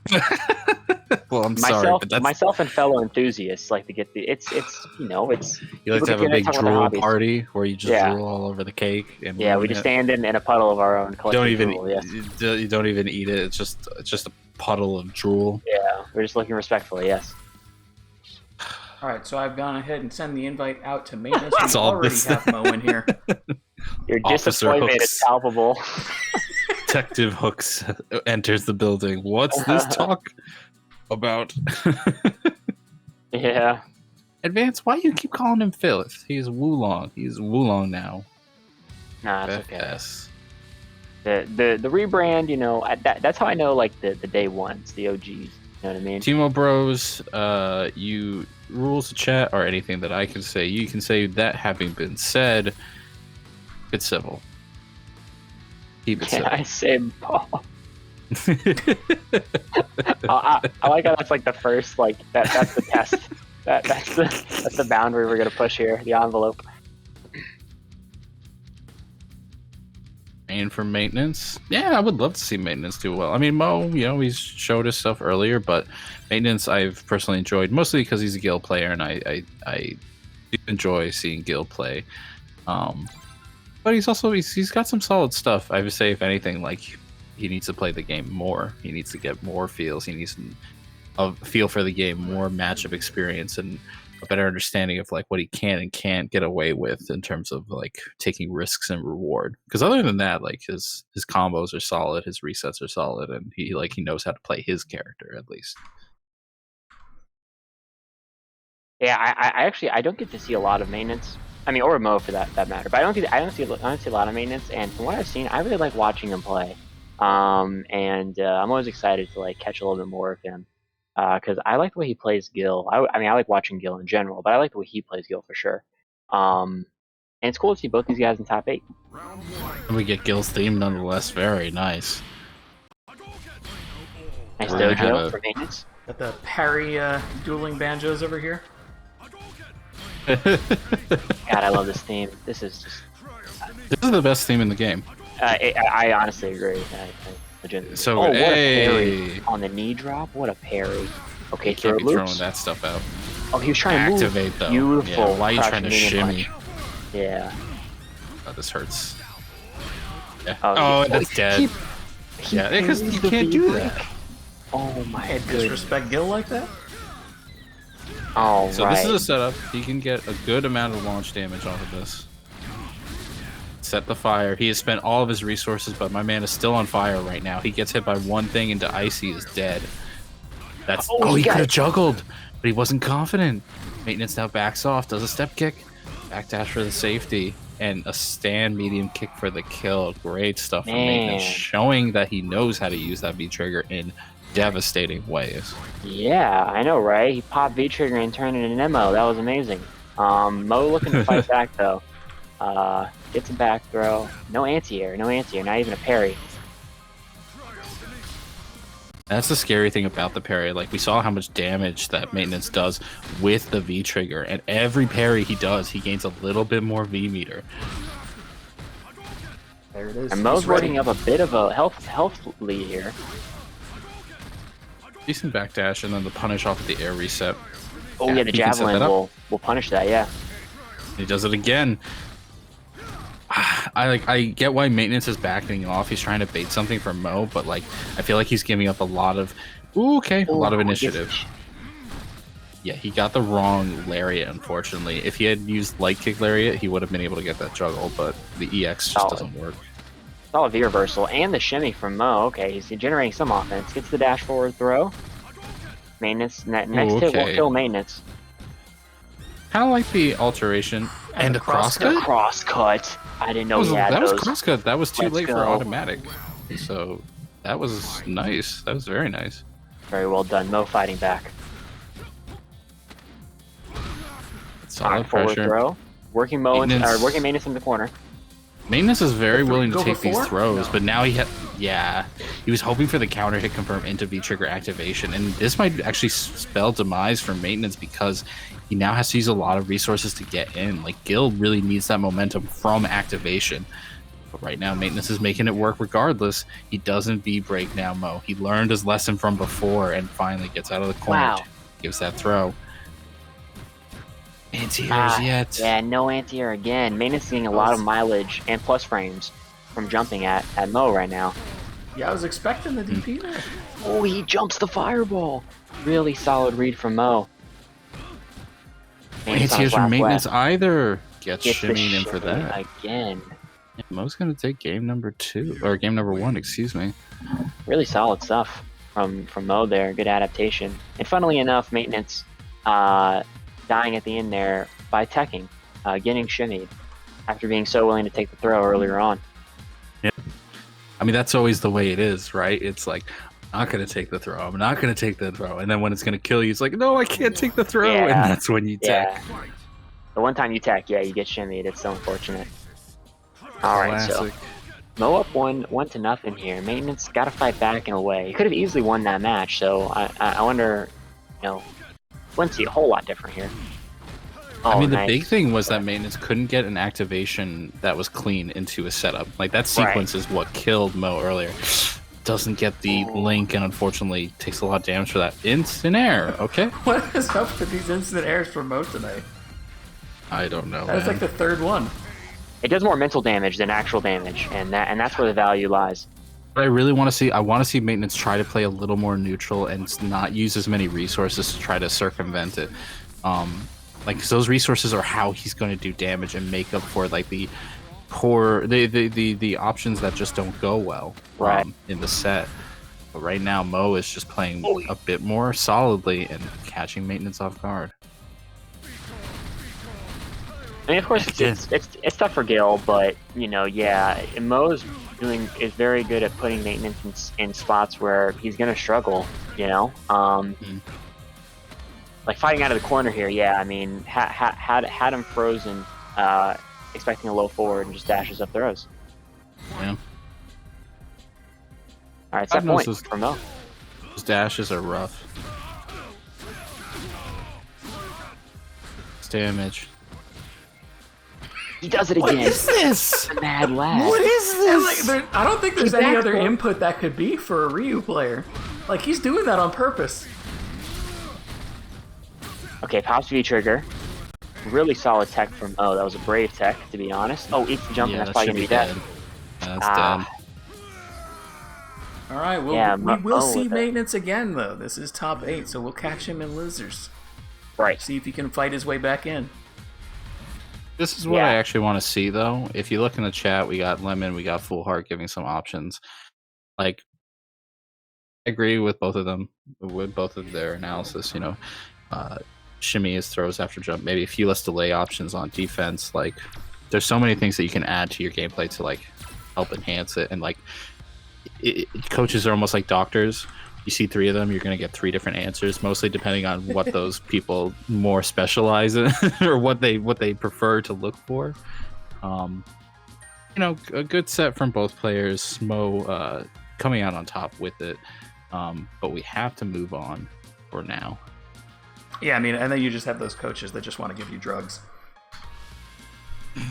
Yeah, the drug pushers. No, the equivalent of the drug pushers are the game pushers. The coaches that never actually give advice, they just want games all the time. Yeah. Oh, wow. One of the ones that are like, maybe you shouldn't play Street Fighter. Have you considered Guilty Gear? Yeah. Have you considered Melty Blood? Yeah. Now, I know the side effects of Melty Blood are somewhat extreme. Yeah. But it's a rush you'll never get anywhere else. That being said, I was too busy doing a voice. Who are we going to see up next? So we got Mika the Destroyer, champion of Underdog, I believe, like the most recent time, maybe the time before that, up against our good buddy Advance, the Advance gamer, Savior 54 himself. The pride of Canada in this particular tournament. I do like watching some Mika. Well, you know, I will keep my feelings on Mika to myself. And... I didn't say I liked playing against Mika, but I like watching other people suffer sometimes. All right, well, we'll see if Advance is going to suffer today. We're going to get it started. Honestly, Advance, he can stay at the casino. Okay, that is not say the part you want. He just drove right up to the casino with that raw spiral. Yeah, he threw his keys to the valet and it waltzed right in. Oh, nice challenge from Mika. Where's the buffet? And then the reversal. Oh, he misses the whiff punish. That was so unfortunate for Advance because it was there too. Oh, Nadeshiko coming in. Desperate game. Yes. And the cross under. Cross. Poor Advance. Yeah, because he was honestly playing a solid round up until he just he missed the confirm on the whiff punish. He had the whiff punish, but just a second too late. He's been having a few misinputs though, and yeah, you can't dash up after that. So Mika the Destroyer right now gonna be on a rampage. Decent challenge. Doesn't get the counter hit confirmed that he wanted, but at least he's out of the corner. Yeah, I would like to see Advance maybe try to jab or even low forward the drop kick from Mika the Destroyer. I'm pretty sure either of those options might work. Yeah, right now we're seeing a little bit of panic gameplay, which is understandable. Like, again, you're fighting a very strong opponent who's been calling out some of your stuff, even when you make a few mistakes. But, like, yeah, those options are there, and I know Advance knows about them, but unfortunately, a crowd cheat right there. Yeah, Nadeshiko from the top rope with the drop kick through the EX EP. Wow, fortunate. That you didn't even know Street Fighter was a tag game. Just calling. All right, so 1-0. Man, assists and non-assist games are so busted. They're so good. Round 1. I mean, that being said, assists and assist games are also pretty busted. But at least everybody can get them. So it's even playing field. Oh, right now, though, Advance stuck in the corner. Oh, no, he didn't confirm. He wasn't confident in that counter hit conversion just because it didn't work earlier. Oh, boy. Okay, so this won't stun, but a side switch. It's now Mika the Destroyer in the corner, but like, yeah, I was about to say there's not much he's going to be worried about with that significant life lead. Yeah. Take a deep breath. This could be final round. Make it count. Okay, whips the can spike. No challenge on the dropkick, was able to back out. Yeah, Lemon actually points out a good point, which is that stand heavy kick from Cammy might actually be a good option to deal with dropkick. And we're seeing the stand heavy kick come out, but not when it's supposed to. And again, you have to take a deep breath. You have to be confident in your actions. Right. No challenge again. Calls out the EX reversal. The Destroyer actually dropping the sequence and now just relying on throws to build up that stun bar. Gets challenged. The instant dropkick catches him off guard. He thought he had the meaty with a light peach, but it didn't get it. And because of that, Advance has a chance. Oh, Crush countered. Guess for game? Yet. Oh. Yeah, that was the guess neutral? was on Mika the Destroyer going for the instant air. And he relies on the back medium punch and unfortunately trades for it. Yeah. Yeah, That won't do it. That's how it be. That's how it be sometimes. Mika the Destroyer moves on, and that is still winner's side, right? So advance goes down to losers. That is correct. And now we're gonna have from there Jimenez. From there, you have to shake it off, and it's tough. It is tough to shake off stuff like that. But I hear there's a song for that though. Again, no, please don't. So many reasons. But like, I had a train of thought, and it's gone now. Wulong, please help me power through here. I'm pretty sure you were gonna say that. You're gonna say something to the effect of.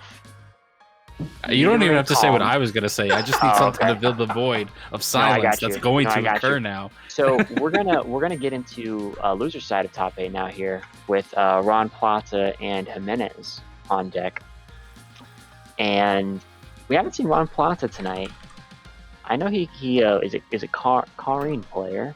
He is a standard diamond Kareen player. Ace diamond couldn't be me. You know what I'm saying? Couldn't be me. You know. And I say that not in disparaging fashion. Like, I would say Karen is probably one of the most common characters you will see in Diamond rank. Yeah, that and Laura for sure. Yeah, like those characters that just do so much damage off of a standard, like a very standard and strong game plan. We're gonna see that with Ron Plata. How Jimenez will deal with it be going forward. I'm predicting a whole lot of neutral in this particular matchup. Both characters, great normals, great pokes, and this is going to be some Street Fighter. And I'm pretty excited to see it. Pretty excited to see it for sure. Right. I expect well, at least I took 2 one swigs of streak Monster. to get fought. And what flavor? What flavor? It's just standard. I do not care. I go to the Costco. If I'm out, I get the full 32 pack and I leave it in a dark corner in case I need it. I'm gonna be one of those guys. I'm gonna say that I think the best energy drink is water. Water. I mean, I drink a lot of water throughout the day. But Tea's pretty good. Doesn't help wake me up. Doesn't help wake me up in a moment's notice. You're right about that. More or less using this like Bane uses his like venom to power him up. Yeah. Like truly I'm an old, withered, tired man. But Monster helps me pull through on the occasion that I need to not be old and withered. I have spent more money than is probably reasonable on coffee and coffee apparatus for my espresso setup, so that's what I got. Spoken as a true West Coast man. I'm Plata with the Ed choice, and he immediately just eats a stand roundhouse. A button. Yeah, I actually kind of like this. Like, Ed is not a fantastic matchup for Chun, but at the same time, he has a lot of ways of messing with neutral. But that being said, Ed confirm, and because of that, Jimenez is going to get a full punish. Ooh, just gets out with the EX upper. Psycho upper. Yeah, man, I eat that so much. No, he doesn't have the V trigger, but he doesn't have the punish either. Ron Plata, please.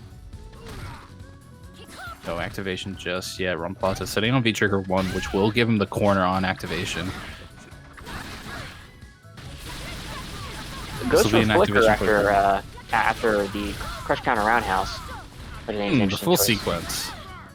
Oh, he does Psycho upper again. You just activate from here and just... Oh, you dirty bitch. The classic. You dirty bitch. Man, yeah, that is a filthy move. That is a... Ron Plata's gonna have to take a shower after this. Why does that never work? That is some grimy shit. Why does that never work for me when I do it, huh? Yeah, I'm telling you right now, that has a 10 out of 10 success rate if you use it on me. I did that against, who did I do it against? I did it against Tom recently, and I was like, how did you know to block? And he's like, to be honest, I can't react to dash. yeah.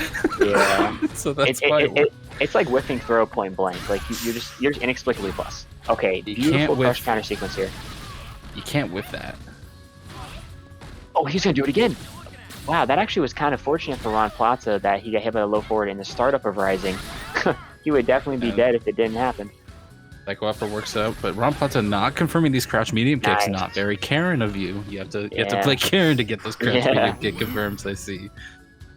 Same medium punch catches Ron Plata backdashing, and Jimenez ties up the rounds at 1-1. He just does it after eating a stand roundhouse. Okay.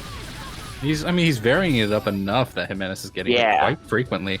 But even then, it's a metered resource, and it does what, about 160 damage about, I think? Yeah. It's not crazy. Not crazy. Finally. Oh, he blocks it. Jimenez finally blocks it in the EX upper. It's a buttload of damage, and if anybody knows what a buttload of damage looks like, it's gonna be Chun-Li right now. But an activation, gonna send the purple orb in there, block most of it except for the last low, but not convert off of it, and now... Getting back thrown, that defensive attack working out for Jimenez here. Oh! Anti-air jab. I wonder Anti-air jab, what is this, season 4? What is this? Alright. Jimenez taking the first game. Yeah, Rathan. I was just thinking the same thing, Rathan. I wonder if he's gonna go back to Karen or double down with Ed. Yeah, he's going to Karen. Yeah, I think the Karen is coming out. Back to the crouching medium. The real kick mind game here would be if he stuck on Ed and just switched V system. Yeah.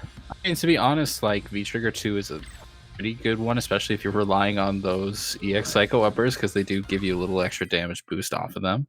And you can do the really dirty thing, which is you on block, you cancel the EX upper, and the startup and active frames are so quick that most crush counters won't catch them, and so you'll just get a normal hit as opposed to a crush counter. Good God. And so you try to punish the EX upper, you go for the crush counter, you just get a standard hit, and you're like, what? And then you get hit by the second EX upper. Because you're looking. Why does that exist? Why is that a thing? I don't know. I don't know why he can cancel EX upper on block, but hey, we take those. He literally did exactly what Rathan predicted. What a madman. The mad lad. Actually like to see him use V-Skill 1 a bit more. He's using V-Skill 2, never mind. I'm gonna shut up now. Yeah, I will say I love this costume for Ed. I think it's an amazing costume. It looks great. This is good. It's gonna be so confusing when Luke comes out though. They're gonna have such similar costumes. The only difference is the coat and the hat. I like the chain too, it's sick. He definitely looks like the Air of Shadow living that. It's awesome. Alright, nice low forward. Buffer into EX legs. Gets the V break from Ron Plata. Nice anti-air. Maybe -2. He does it on -2. You know what? That's on Jimenez for not using a light. You have many amazing lights, and you didn't use any of them. I agree. Waking up, mashing buttons. Oh, he whiff punishes the low forward with the low forward buffer into upper. Really nice. Okay. Wow, what a challenge from Jimenez. Wake up, crouching light kick. Gets a ton of damage. Watch out. Oh, he uses the V-shift again just to get away. Might have been able to punish, but you know what? Ooh. Nice buffer. He's got the confirms. He's got the confirm. I'm gonna give him credit for that. That was either a confirm or he just did it anyway because it's -2. Yeah. So who cares? Spaced. Ooh, that was not good though. I don't know if he was mashing heavy kick or not. All right. Punish from Ron Plata. Full combo that time. Punish on the stand heavy kick. That's -4. Dashing in. Yeah, getting a lot of stray hits, at least converting some of them. The meaty EX Psycho upper, you dirty bastard. Alright. On Plata now. Trying to take game number 2. Showing a bit of a download on Jimenez there. A little bit. Wonder if that'll carry over into this last round. Oh, gets the huge crush counter. Definitely seems to be finding his feet with his head here. Still not totally so optimizing everything, but... Jimenez tried to get the anti-air, and unfortunately... Yeah, Jimenez was trying to get the anti-air, and that's why he gets spinning bird kick on wake up, but... Oh, he pressed stand heavy punch just as a read. The EX upper, my god. Oh man, Jimenez is not going to like eating that particular sequence. That is for sure. He's got meter though, and he's got meter. If he gets a touch into V-Trigger activation, and then another touch into critical art, he could be in business here. Very tense stuff. Oh, dash up. No, just he bet the house on it. He bet the house on it. Oh my goodness. I mean, to be fair, it was a decent bet. Like, Jimenez at that point was going to be relying entirely on those mediums that have enough recovery that the EX uppercut will counter poke it. So. Oh. And Lemon evening it up with the edge choice here. Yeah, and Lemon makes a good point. Like, EX upper works so much because it essentially acts as an automatic delay EX uppercut.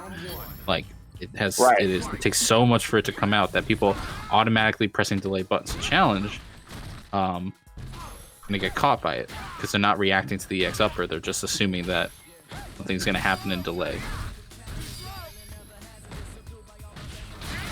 Use of the V skill or V shift there. And honestly, what's been working out for Ron Plata so well here is that he's just been kind of resetting these neutral situations that Jimenez has either been challenging or doing well in. And cross up jump, having to read into the stun. No, he doesn't get the stun. He was going to reset. He wanted to reset badly and unfortunately loses the stun because of it. Nice jump back jab. And now you see Jimenez kind of double second guessing their neutral. I'm guessing all these pokes. You know, anyone there's really no reason not to. Could be upper. Not yet.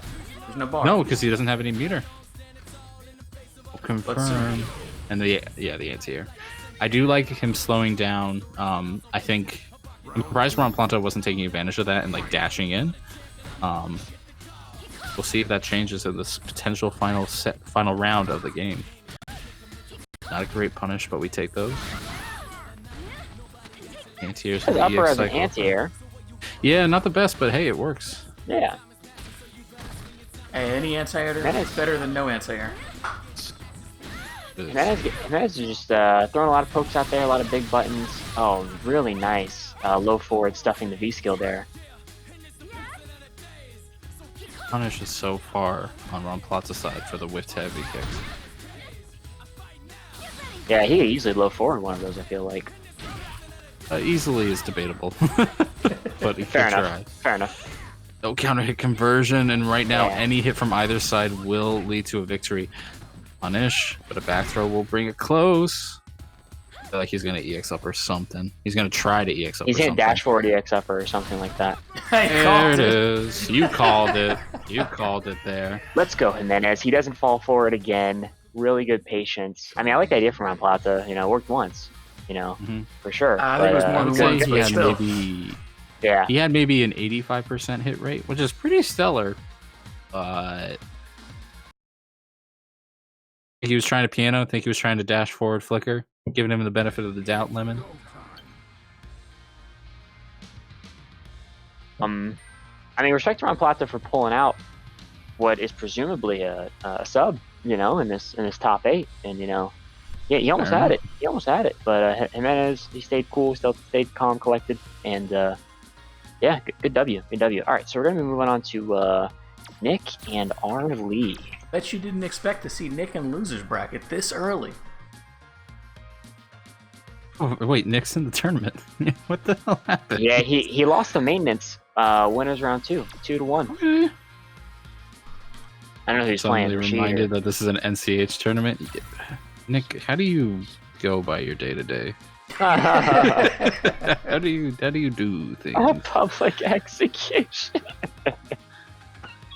No, Arlie, you got this, man. You got this. I'm rooting for Oh my Arlie. god, is it Arlie? It's these two again. Oh, I'm so happy. Arlie's as a public execution. No. No. But play Rashid again and pick Nick's colors. Nick's colors. Do it again. Oh yeah. Oh, you're right. Yeah, I forgot about that. You forgot, but Nick's I remember. on Nick These Nuts. I remember. Houseman always remembers. That's where I sent the invite. Nick These Nuts, right? That's who we're doing? I don't know. Nick, which account are you using? Yeah. Tell us in the chat. Surely he's on the Super Silver. Nah, there we go. There, yeah. Nice. Ultra Silver. He's moving up in the world. Whoa, he ranked up. Advance, if you don't remember, this was a Rashid mirror match a week or two ago, or whenever the last event like this was. I can't remember the name. It's Underdog. 3 weeks. I think there's alcohol in this monster. Yeah, thank you, House. Yes. Just remember, caffeine doesn't actually make you less tired. It just makes you feel less tired. That's all that matters, man. As long as the voice of my feelings sounds awake, that's all that matters. That's all that matters. I wonder if I was going to do it again. I love the unconvinced, for sure. Yeah, man. Yeah, definitely. Don't worry. And turning House's volume down. We're going to see another Rashid mirror. I want to see Alex against Guile or something, man. Okay, Alex against Rashid. Okay, we're seeing Alex versus Rashid. That Rashid pose in that a little costume disappointed is so ridiculous. that Arlie didn't take his colors, but we'll live with it. Arlie's trying to win. Making the unsafe elbows. Yeah. But there's no punish for it, so hey. Oh, get hit with the double slappy. You don't want to do that. Yeah, can't be fighting windmills here. Can't be fighting those windmills. Oh, doesn't get air to air. Yeah, the crouch heavy punch is cursed. Cross up into the throw. Jump, so now you have to guess. Hits the low. And now Arlie just mashing for their life. Could activate and he could parry something big, but right now Nick is going in. Wanted to stand heavy kick for the activate, but the fireball was already there, right in the crotch, going into round 2. You know, I don't know for sure, but like this matchup has to be just awful for Alex, right? I mean, it's not the worst. He obviously does the big damage. His buffs have been actually helpful, but like it's still not great. A third time, but he'll do it again. We can. He'll do it again. Oh, no Tried for the elbow, doesn't get interrupted or punished, but you know what? That was meaty enough. Tries to get cheeky with the EX elbow, and now this is Nick's opportunity. Frames for days. Which side? It's the same side. That's near stun. Oh, that's punish, and he's dead. Oh my god. Well, we got the fifth eventually. To get cheeky with the range on that EX just grab was insane. Blade-based powerbomb. That's how it goes. Yeah, I would like to see Arlie maybe jump out of one of these EX roll-in shots in the corner at some point. I mean, it's not like he's not going to get there again. He's there now. Yeah, I know, right? Yeah. Tried to jump a little too early. Doesn't have an anti-air option right there. This is where it sucks for Alex. But he has an EX knee, so blah, blah, blah, blah. I can say all these things, but the stun's racking up, and it is there already. Nick these nuts going to do enough damage to kill with that combo. Yeah, the thing about Rashid that can be so tilting is that obviously he has so many different when he has you in the corner like that, he has so many different options for that he can go for, and you can pick certain defensive options that are right for that situation and still lose out. I mean, it's just going to happen. So yeah, when you're in the corner, you just have to remain so patient, and you have to when you get that one opening, you have to make the most of it, and you have to get out of there. And it's easy to say, but it's hard to do. Yeah, he's trying to jump out a little too early, unfortunately. Just challenging at all the moments that he can't. Yeah, especially Nick is very good at like switching up the timing when he throws out the whirlwind shot. So it's or when he goes for the throw. Yeah. And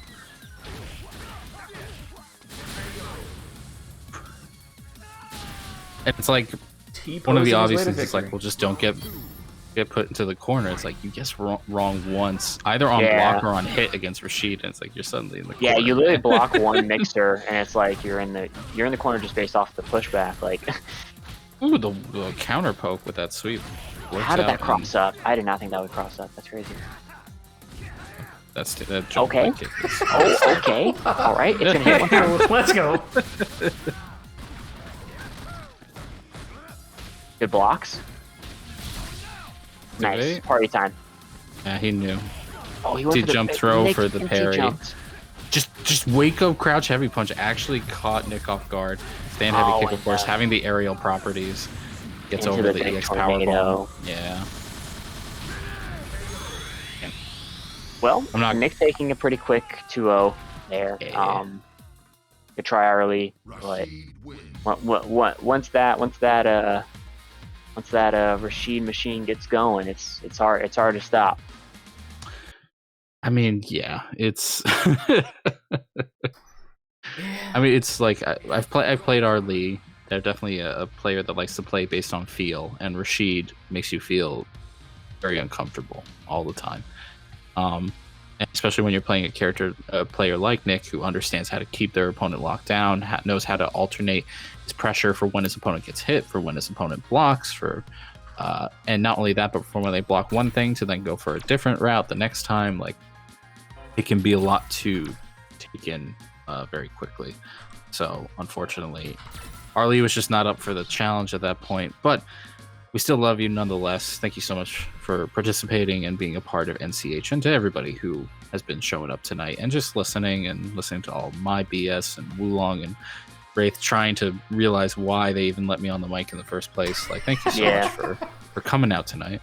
I do want to point out something. There's a lot of these players that we're seeing tonight in this bracket.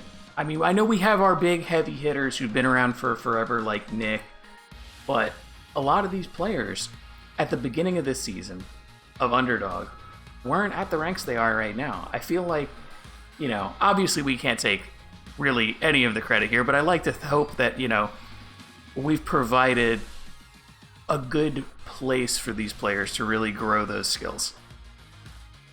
So you're welcome. Anyone who has, ranked up, I do accept tips, for the service I provide and getting you guys ranked up here. And indeed, yeah, link to the Patreon is in the description. Yeah, it's a really cool thing to see. Like, especially with a guy we have coming up here in this next round, Jimenez. I remember when he first entered, he was in gold, like super gold or something, and now he's platinum. And honestly, seeing him play even when he was in gold, I was certain that was going to happen anyway. He's a really solid player. But it's really cool to see. It's awesome to see. What it's all about, man. I love watching these end of season finals. Just watching all these people who've put so much work this season, spent so much time grinding out games, showing up to these brackets, fighting their heart out, and seeing it pay off for them. Whether they win or lose in whatever round they go out in these finals, just seeing how far they've come is awesome.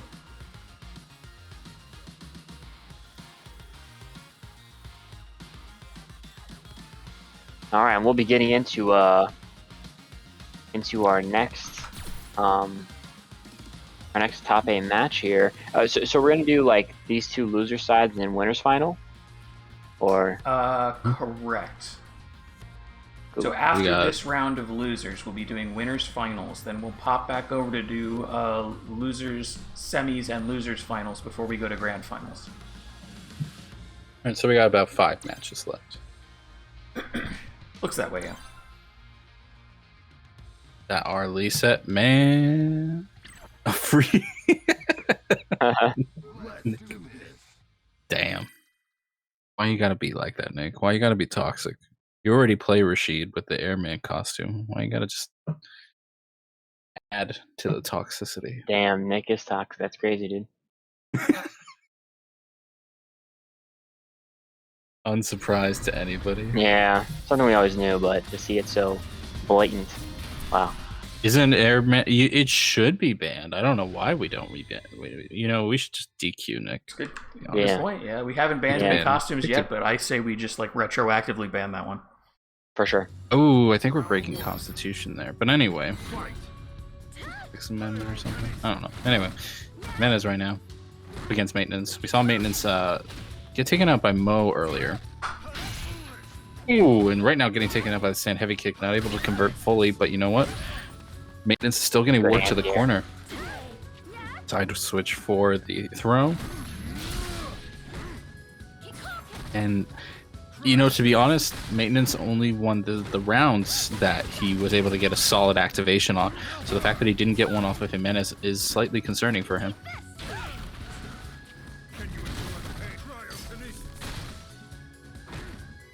Maintenance with a little bit of a life deficit, but trying to fight back. Good throw tech. Oh, wow. Javelin, yeah. Sorry, now with a pixel of life, toe tapping into the fireball. taking that first round. That was a bit of a marathon of a first round. A lot of patient play, you know, footsies. Unfortunately, a lot of, you know, buttons eaten by maintenance trying to approach. But let's see if he switches it up. Ooh, try to use the ice ball. Yeah, try to use the ice ball to make the lariat safe, but just mistimed it a bit. A little bit of a miss-space, unfortunately. But there's the activation. Now this is maintenance's game right now. Will V-shift save Jimenez? He got hit, but he wasn't confirmed. Yeah. That could have been a medium punch into the heavy ice, but unfortunately, he gets the javelin. Toe tap. I thought he could lariat off of that, but unfortunately he doesn't. Life is just non-existence. He tries to. That was so unfortunate. You would almost think. Jimenez purposefully did that. Purposely set up a fireball that would whiff just before maintenance is able to parry it. That would have 9,000 IQ. That looked 9,000 right there, but yeah. I think it's more of a fate situation. That being said, we're going into game number 2 now, and it's looking really strong from the get-go. Okay, hitting that counter hit conversion. That's such a nice buff for Gil, able to get the heavy lariat off of those crouch medium punches. Gives him so much corner carry. Just buttons. Right now. Buttons. How is maintenance going to get around these? Nice counter hit conversion into the EX legs off the stand medium punch. Yeah, whiffs his throw, unfortunately, gets counter throw for it. Tries to parry the fireball again, because again, he assumes it's going to go full screen. He's just not used to the matchup.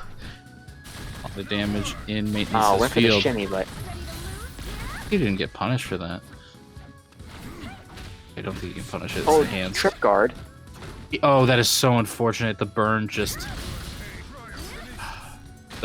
went away before the retribution combo could be procced.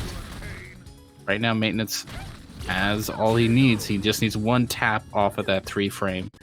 Surprised him as he pressed the button in -2 there, but it's new. To press the 3 frame. I mean, maintenance striking back against Jimenez here, trying to get a game.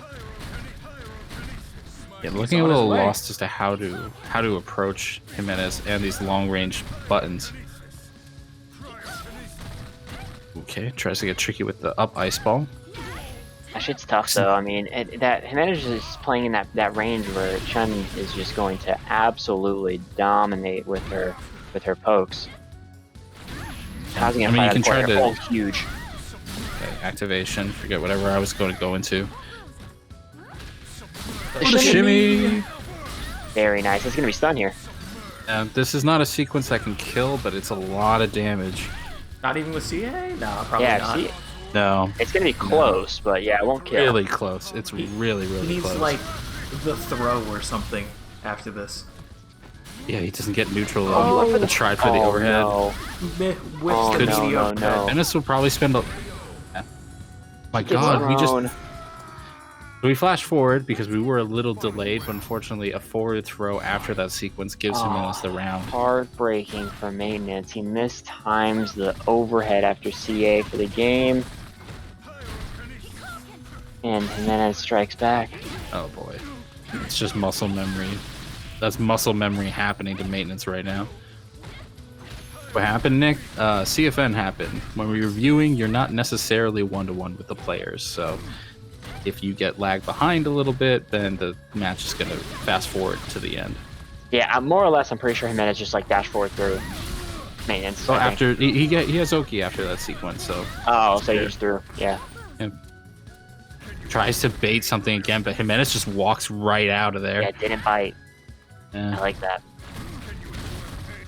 Definitely don't want to eat a stand fierce here for maintenance. Jimenez is fishing for it. Ooh. Nice forward heavy kick. That's the thing though with Gil is like so many of his pokes that are good, he cannot get anything off of without like a V trigger activation. There it is. Like Jimenez is gonna do. He doesn't go into critical art. He didn't have it. That's my bad. I thought he had it. Yo, he V-braked out of it. He pressed a button.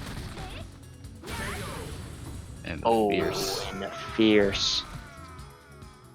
Really solid from Jimenez to just patiently work the opening. I mean, really, not overextend and get caught out. Just You know, not. I mean, not if with anything, buttons I would have liked to see maintenance maybe go for a few more counter, like if you block the stand heavy punch, like, and you're close enough, because Jimenez wasn't spacing those heavy punches like perfectly. Like if you block one and you're that close range, maybe like crouch medium punch just to test to see what button they're gonna press next, because you could get counter hit by something, but you could also interrupt the next long range button that he's gonna go for, or even just like try jumping across up range. We know we saw a few anti-airs early on, but like even still, like you have to show that threat's there. It is what it is. It played out as it did, and unfortunately Maintenance is going to be knocked out of the tournament for that, and Jimenez is going to move on. Yeah, good showing from Maintenance though. As I said before, really always enjoy watching his Gale play, and yeah, hope to see him back. And that's honestly, I think I said early on, like I wanted to see, because Maintenance I think has like solid core of his game plan that he wants to do. He just needs more experience, and he needs more options to rotate through. Right. In terms of his own mix-ups. Because Fool and Lemon pointed out earlier, like too many delay options. Like jumping into throw was a constant thing for him. So like, you know, like rotating a bit more, a few more delay options on offense, a few less on defense, so on and so forth. But we have to move on. We're gonna have Nick versus Advance. Advance coming out of the gate with the harsh words for Nick over I here. can't believe that. I can't believe that Advance is gonna. I can't believe Advance is gonna make me root for Cammy here, man. This is wow. This is a tough spot to be in. But I think, I'm not gonna lie. I think Advance is gonna win this. I'm gonna say right now. Think or you hope? No, I think. Think. Yeah. But you're a Balrog player. Oh shit. Oh god. Just exposed me. I was lying. I do lab. Oh no. I think the one thing I hope to see is Advance not still shaken up. Hope he's gotten the jitters off of the Mika match he had earlier. Kyle. God, that piece of shit. Oh no. I don't know if he knows Advance hates this matchup. Come on, Advance. He knows. Come on, Advance. I don't know. Nick's not that type of guy. Hit him He's with the the type of guy to play picks. who he wants. He doesn't counter pick. He just who he wants to play. At least here. Maybe he wants to counter pick. You know, that's a thing. Yeah, that's fair. I know Advance decent with the counter the poke, double but doesn't dash convert forward. Yeah, Nick now just having the corner control now. Guile corner pressure is still scary even after the Sonic Boom nerf. Yeah. What is up with this Guile color though? No eyebrows and rubber boots. Hideous. It's like mustard and ketchup, and I don't know how to feel about it. It's got a little bit of the strawberry and lemon Laffy Taffy going on. I can appreciate it. Nick right now with the pressure. Looks like army boots by Crocs. Yeah, he got some Doc Martens on. That was sick, dude. I don't think that knee was plus. Girl. I don't think that knee was plus. Oh, the V reversal whiffs. Yeah, that's a tricky interaction there. It's a match you got to play more to understand it and where to challenge. But right now we're going to go into round 2. Get that experience right offhand. Still going with the back medium punch, and because of that traded. But you know what? That's not the worst case to be. And now Advance gets the throw, push him into the corner. Nick tried to dash forward and gets caught by the medium punch. Advance has the read and goes for a reset into the stun. Advance the cheekiness. Oh my goodness, that was actually brilliant though. It was optimal. I mean, he was gonna kill anyways, but if he had more life, that would have been really smart. I appreciate it. I appreciate it a lot. Ties it up. Oh my god, wow. Flash kicks.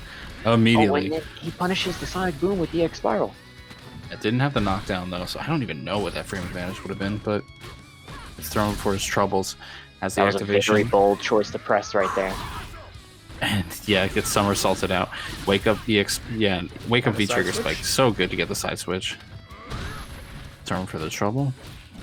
He challenged, but he didn't have a confirm to follow it up with. Nick trying to bait something now. Anti-airs from Advance. Advance has C8 on deck.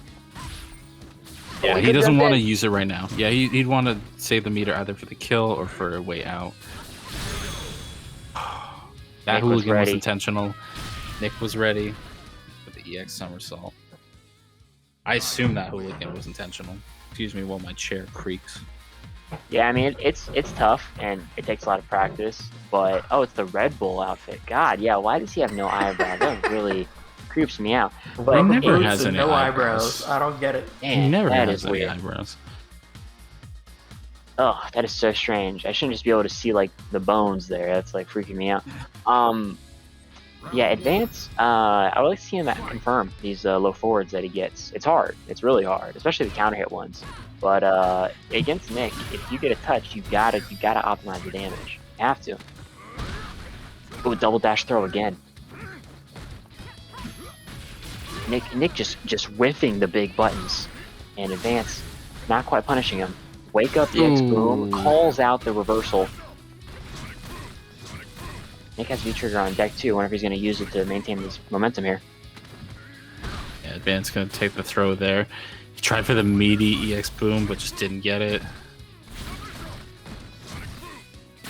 Oh, this is tricky. Nice tech. Oh, he gets a big tech and he gets the back throw. Oh, that was supposed to be DP 100%. Advance just didn't get it. That's supposed to be a DP. Good efforts, but Nick now on set point. Yeah, that's gonna happen, man. You just got, like you said, House. You just gotta move on. You just gotta forget about it and move on. And right now, Advance doing well in the neutral, using those mediums, using those legs to keep the neutral under control. Nice. There's the confirm. Yeah. Oh, whoa. Okay, that's fair. Like, you eat that for a reason. No cancel, and because of that, Advance is ready for the cancel and just didn't punish that crouch fierce. Tries to whip punish the burn straight, but unfortunately just used the button that was too slow. Gets out. Just save that meter. Trying to avoid going to the skies in case Nick does use the flash kick.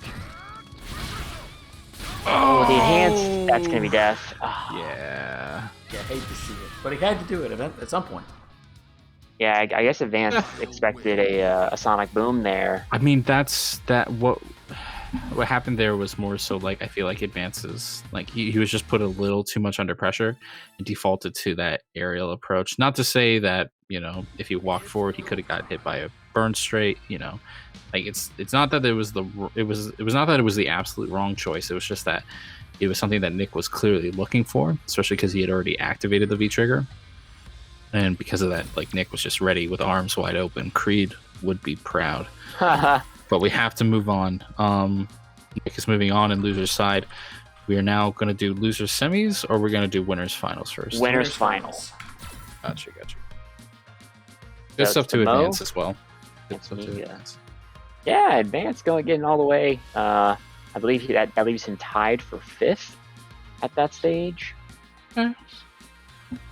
But pretty solid. We got Mika. Mo 45 here. Mika the Destroyer coming up. I go against Mo. This will be an interesting set. I haven't seen too much of Mika because the only set we saw was against Advance, and to be blunt about it, like, he just had Advance's number. He put him right in the corner immediately. Yeah. Knew what Advance was trying to do to get out. Like, maybe missed a read once or twice, but like almost never got punished for it. And so because of that, just like, we didn't get to see what Mika the Destroyer was like under pressure. Will Mo be able to get that pressure going? Will he be able to play a neutral-based game that keeps Mika the Destroyer out and keeps the blender from starting? Or are we going to see a Hadoken-flavored smoothie be made on stream? Ooh, Hadoken flavored. Nice. I think it's like, what does that blueberry taste like? flavored. Dragon fruit? Yeah, it would or is it that dumb blue raspberry? Like, why is raspberry blue? Why is raspberry correlated with blue? Raspberries aren't blue. I don't know. Yeah, they're more like purple, aren't they? No. These are the things I think about at midnight and commentating Street Fighter. Yeah, Anyway. Yeah, I'm not a raspberry enjoyer, so I wouldn't know. I like raspberry quite a bit. I just don't understand why it's blue. But anyway. Ooh, okay, we missed a little bit, but he's able either to get a jump in or just to stand fierce into crouch. Well, he went for the delay solar plexus, but he gets a low short. Raspberries aren't yellow. What the fuck? Anyway, I'm sorry. Raspberries are yellow. Malice is I'm gonna stop looking at the chat now because some head ass stuff is being said. Nice low forward from Mo. I like that. Oh, gets the counter hit, stand medium punch, but no follow up from Mika. It was a little too far for the Fierce. Oh, nice. Whiff punishes the Fierce. Oh, he doesn't get the cancel from the Crouch Fierce. It's actually lucky he didn't get punished for it.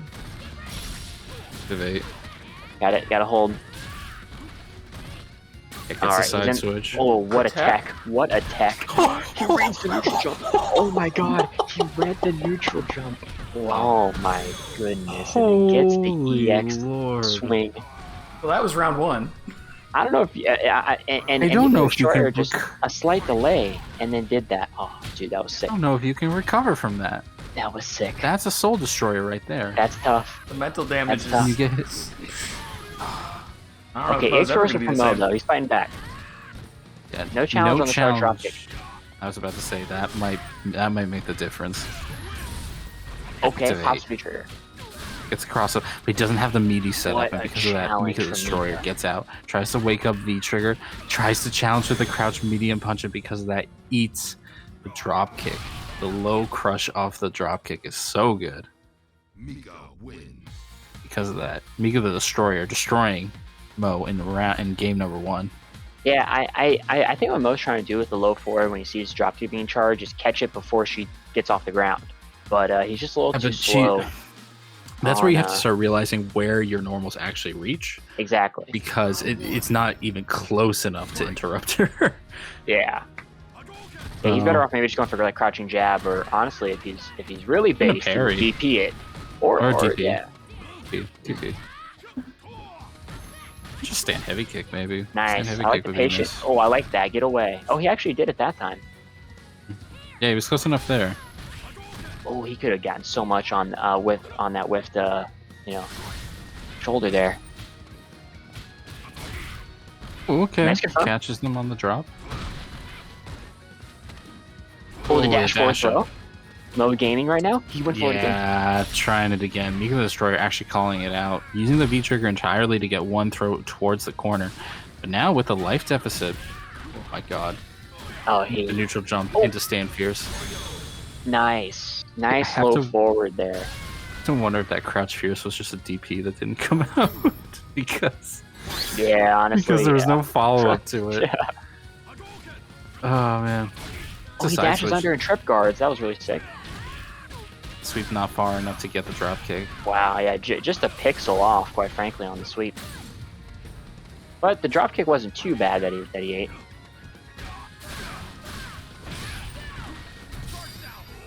V shift. And the break. Oh. It's the break punish. Okay, just wake up. Knew the throw was coming. Did that light DP to catch it. These two are in deep game. Huge activation here. You take that throw because you get hit by another normal into a special, you're dead. Speaking of which, gets the reset and he's dead. Yeah. Speaking of which, yeah, I was gonna say if Mika Destroyer wanted to use, I thought they're gonna use critical art for the kill, but no, went for the reset and saved the meter, which is huge going into this last round. Ooh, gets the jump, but actually belly flops, so didn't do as much damage as they could have. I think he didn't have to belly flop He was committing to it at that point. True. He was not looking for the EX. Oh, no anti-air on that jump there from Mo. Oh boy. Yeah, it took the plus frame. Here's the momentum. Blender has started. Okay, SFV break. I like that. Dashes in afterwards, and that's -2, so the challenge was entirely proper on Mika the Destroyer's part. Still no interruption. He jumps out. He's out of the corner, ladies and gentlemen. Yeah, he is getting out of dodge. The blender is still plugged in. It's ready to go. Yeah. At a moment's notice, that stand fierce was going to go into critical art. That was a buffer if I've ever seen one. Reversal. Oh no.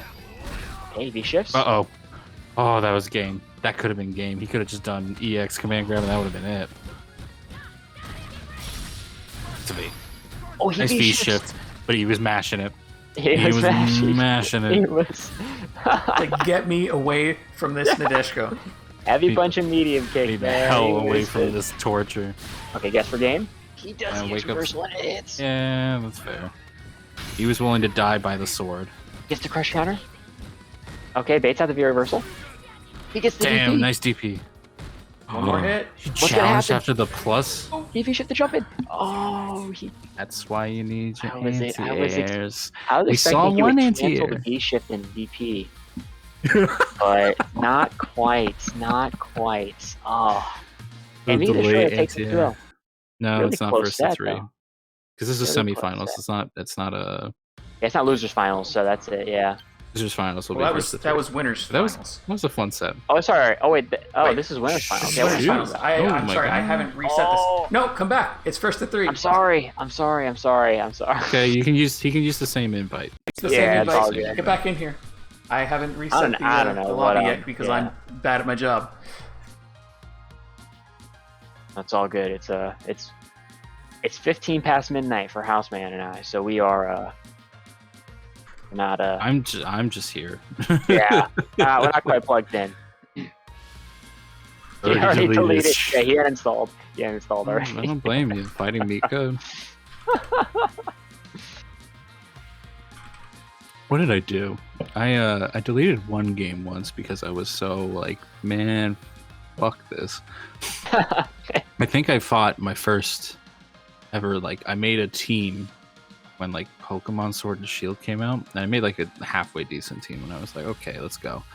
And I fought a friend who had a like mega stall team, and that match actually ended in a timeout. And for those who don't know, Pokemon matches are set to 30 minutes, I think. 30 minutes? Timeout?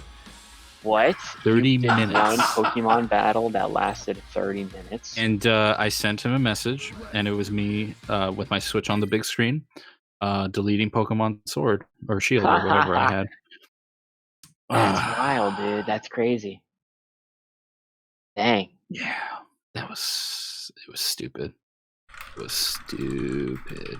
Yeah, I mean, I think the worst thing ever gotten for me in Pokemon was I was Nuzlocking, like Platinum, and I lost my starter to like a critical hit from like a not very effective move. But it was a critical. I was just the so, irony I was tilted. that I watched a lot of speedruns, and apparently like a Sapphire speedrun has like a 5% chance of completing if you do the optimal set. Oh yeah, just because the RNG. Like, yeah. Oh. Yeah. But anyway, what's not RNG is Mo's lively at the moment. He's chucking plasma. He's I mean, he could lose at any moment. He's got these fundamentals. He came back strong. He jumped forward. I don't know about the jump forward. He doesn't have to. He can hold his ground. He recentered his chi. Yeah. catching up. Oh. No punish on the sweep. Yeah. He blocked the sweep. No punish. There's the answer. Yeah, I mean, Nice. he was the raw peach. Yeah, The raw DP. Raw Peach just did it. These guys are gaming. Oh, what's the dash forward throw? Mo said you thought you had won, Oh, he dash forward straight. Oh, nice. but I just took a break to go get some more chi. I'm back. Yeah, he is in the heart of battle, finding the answers at the moment. Right now, the Yeah, answer is up one round. dashing. Yeah, Not letting alright. Mika the Destroyer even get started with that stand roundhouse. But honestly, we need to see it return if Mika the Destroyer is to have a chance right now. Huge cross up for Mo there. There it is. No punish on the target combo because I think you can get. I think it's -4, so you can stand like it. Yeah, like you see Mo just dashing back and forth, trying to actually mix up Mika the Destroyer's. I'm gonna call him MTD. Trying to meet, like just throw off MTD's expectations for the neutral, and it's kind of working a little bit. Like you can definitely see Mika's MTD not playing as coolly as they had in the first two sets. Ooh, I don't But like Punish. that raw activate. now we're in a we're in a I like that game idea. of attrition, The of Yomi. I like that chaos. Yeah, it's a bit much. But anyway, set point for Mika the Destroyer. Yeah, I definitely think Mo is. Oh, Oh my goodness. All right, I like it. I like it. DP. Yeah, always buffer DP. BD. Always buffer DP. Oh, I want more of those crosscuts though. I'd love to see them. Oh, the defensive tech works. Oh, huge jump in. Yep, gets whipped into the corner. He has Oh, the punish, what's the but not a issue? big one. Keeps it steady, trying to bait that DP. He dashes up, and that's what's been throwing off Mika the Destroyer. Is he's been playing patiently, and then suddenly Mo just dashes in. He can get a DP. No, he doesn't. Oh, he goes for the throw. DP might have whiffed, so good on He Mo, could have but done he like didn't get crouching punished. fierce donkey kick. Oh no. Okay, he's got to fight his way out of this one. Oh, Whiffs the throw. Man, that is so unfortunate. That is so unfortunate.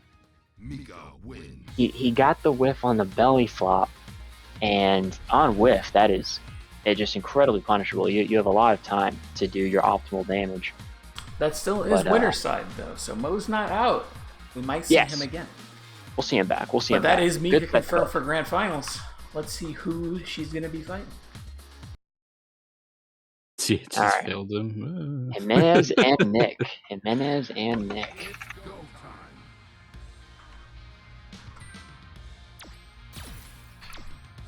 Alright, Nick. How will you deal with Chun-Li? Which is better, Rashid or Guile for that matchup? I would think it'd be Guile, actually, but I think both of them do okay. Is that the calculus here? Is it who's better, or is it just who Nick wants to play today? That's always what it is at the end of the day, but I have to talk about something in between these sets. So... Well, I mean, Rashid's the lowest win rate, so, like, you know, the character obviously sucks, so I'm thinking Guile if he wants to win, you know? Pretty much just delete Rashid, right? Yeah, pretty much. No, I like Rashid. I mean, two most hated character of the Street Fighter V storyline. The two characters everybody hates the most, I really like. I like Rashid and I like Laura. I think they're both a really fun character. they're cool. Yeah, they're cool characters. Look at this technology. We've got Nick kits. also selecting the Chun-Li avatar in the lobby screen. Oh, Chun-Mir? Oh, we're gonna get Chun-Mir? I know that, you know, and I've just heard this from Uber, but many moons ago, and I'm talking like season 1, apparently Nick was one of the best Chun-Lis in America. Originally a Chun-Li player, taught Uber everything he knows about Chun-Li. So, yeah. So I wonder if we'll get that. So this is that losers semifinals. Yeah. So this is just first to 2. Virus, you like Rashid and you played Ibuki? What's wrong? Why are you not playing Rashid? Save yourself pain. Play Rashid. Yeah. I want Rashido. Uh-oh. Nick says K. I think it's going to be Rashid. Yeah, I mean, I'm with you, though. I like Rashid a lot, and I like Laura, too, even. It's just, like, their kits, obviously, are, like, crazy. But, I just see white on the screen. I know. Because of this stupid costume. This costume is just the worst thing ever, dude. Oh, man. Why wasn't Rashid in Marvel vs. Capcom Infinite? The character was made for it. Anyway. Rashid crossover rolling in. Gear. That's what we need. Yeah. Yeah, give Rashid Roman cancels. Yeah, that's what he needs. He has V-Trigger already, so. Alright. Spacing actually working out for Jimenez at the moment, but just going to slowly push him to the corner on their way out. Oh, he makes the dive kick whiff. No punish, though. Yeah, not ready for it. Oh, the dive kick working out incredibly well there. Good block. Inside, but what a block from Jimenez. Fancy air from Nick. Oh, nice defensive tech. Gets thrown back into the corner. This is really good. Watch out for the triangle jump. Yeah, be careful. X mixer. Bust out. Same side. Why are you teching? Right now, Nick is testing Jimenez on every aerial avenue that there is. This should be dead. Yeah, this was dead. Yeah. Okay. All right. Okay, Jimenez. No problems. The defense from Jimenez was stellar there. Right now, I expect to see Nick going closer to a slower play style, unless he just wants to give the middle finger to all of us. Because it just wasn't working out for him against Jimenez. Pressure's going. Oh, bad V punish reversal. that V reversal. Yeah, that was not good. Didn't have the activation to punish that fully, but you know what? That stun will take it. For the optimal, but he doesn't spend the meter. Instead, just gets a couple of pokes here and there. And now we're at 1 round apiece. It's always very, very risky to try to V reversal roll one shot. 9 times out of 10, that's what they're trying to bait out. Corner pressure. Oh, I love that Wow. neutral jump heavy kick. Covers both sides. Catches the anti-air attempt. Nick have the download already. This is only round 3. Oh, what an anti-air. My goodness. That anti-air is so beefy. Gosh. Wow, what a cross jump. The interruption didn't believe in the meaty. And as then tech though didn't get crush countered. Okay. Oh, counter hit. Nice anti-air again. So clutch. It's out something. Oh, in the corner. Okay, Houseman is gonna fight their way out of this. Oh, and finally the chaos gets to them. That was tricky. That was very tricky. Yeah. If anybody was able to follow that sequence, type it in the chat, and Yeah. Nick will show you otherwise. If you've gotten hit, let us know. Did you get hit? That is a poll. As a go-to poll. Did you get hit? Wow, crush counter off the rip. Wow, just using these big normals right away. Nick running into them quite a bit. Oh, rolls under the Kakosho. Nice. Heavy skill is so good. Heavy skill is so good. Yeah, he needs that, obviously. It's all things come to an end. Does Rashid always bring you to the corner? He will always end up in the corner against Rashid. Yeah, the instant air dive kick is pretty brutal. Oh yeah, he used the EX version. Gets counter hit. I think he could have been punished. No, actually, it hit the toes. He didn't. Yeah. Off, so that's why. I don't know about that frame data. Frame data? Who uses that? Yeah, Rashid doesn't have to obey by this silly frame data. Okay, he's just game. I don't want to hear judgments about frame data from no Balrog man. Yeah. I mean, Balrog knows frame data. It's -4. Yeah.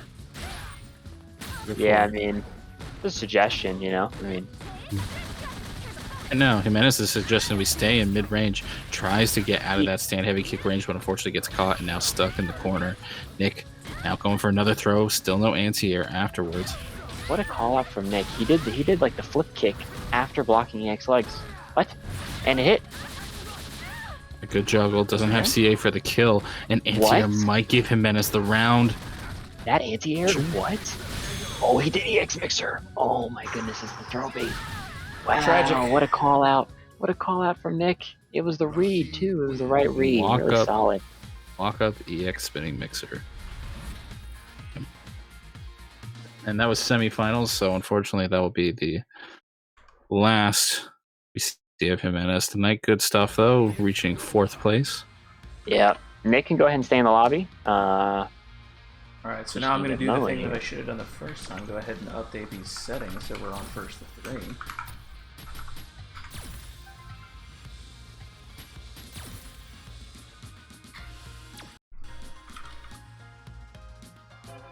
All right, losers finals. Walk up DP is nice, and it's the last thing that happens in the set. Not when it's like in set 1. Round start, the 99-second walk up DP. Oh my god, we were playing I was playing random select, I think, and Phil was like Jerry, and I had a Kuma.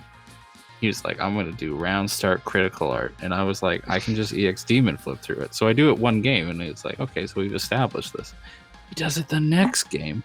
And I'm like, Phil, this is insulting to both of us at this point. I'm not going to lie, the way Phil plays is it's literally like the anti-me tech, straight up. He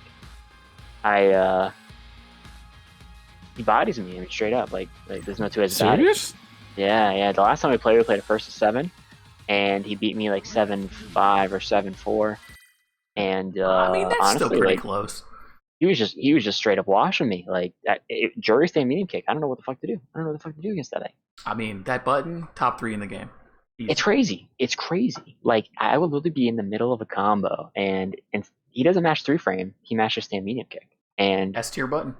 Damn it, I ate it, and it's tough. But regardless, losers finals. Woo exposed. Oh no, yeah.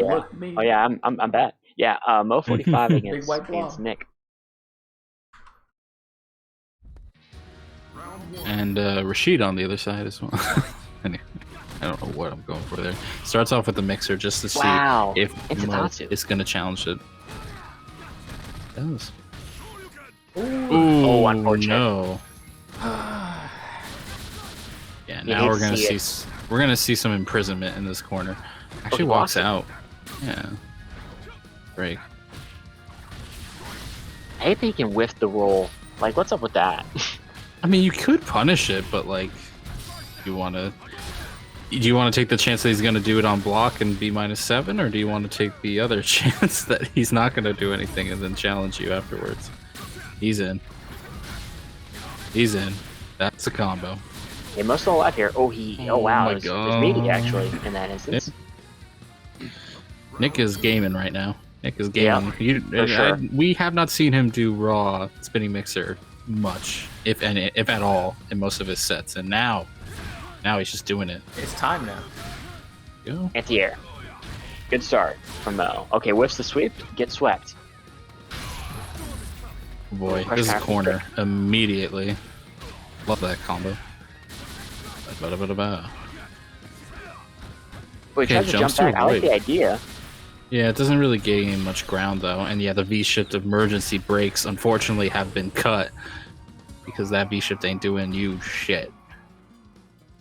He's nuts. Taking game number 1.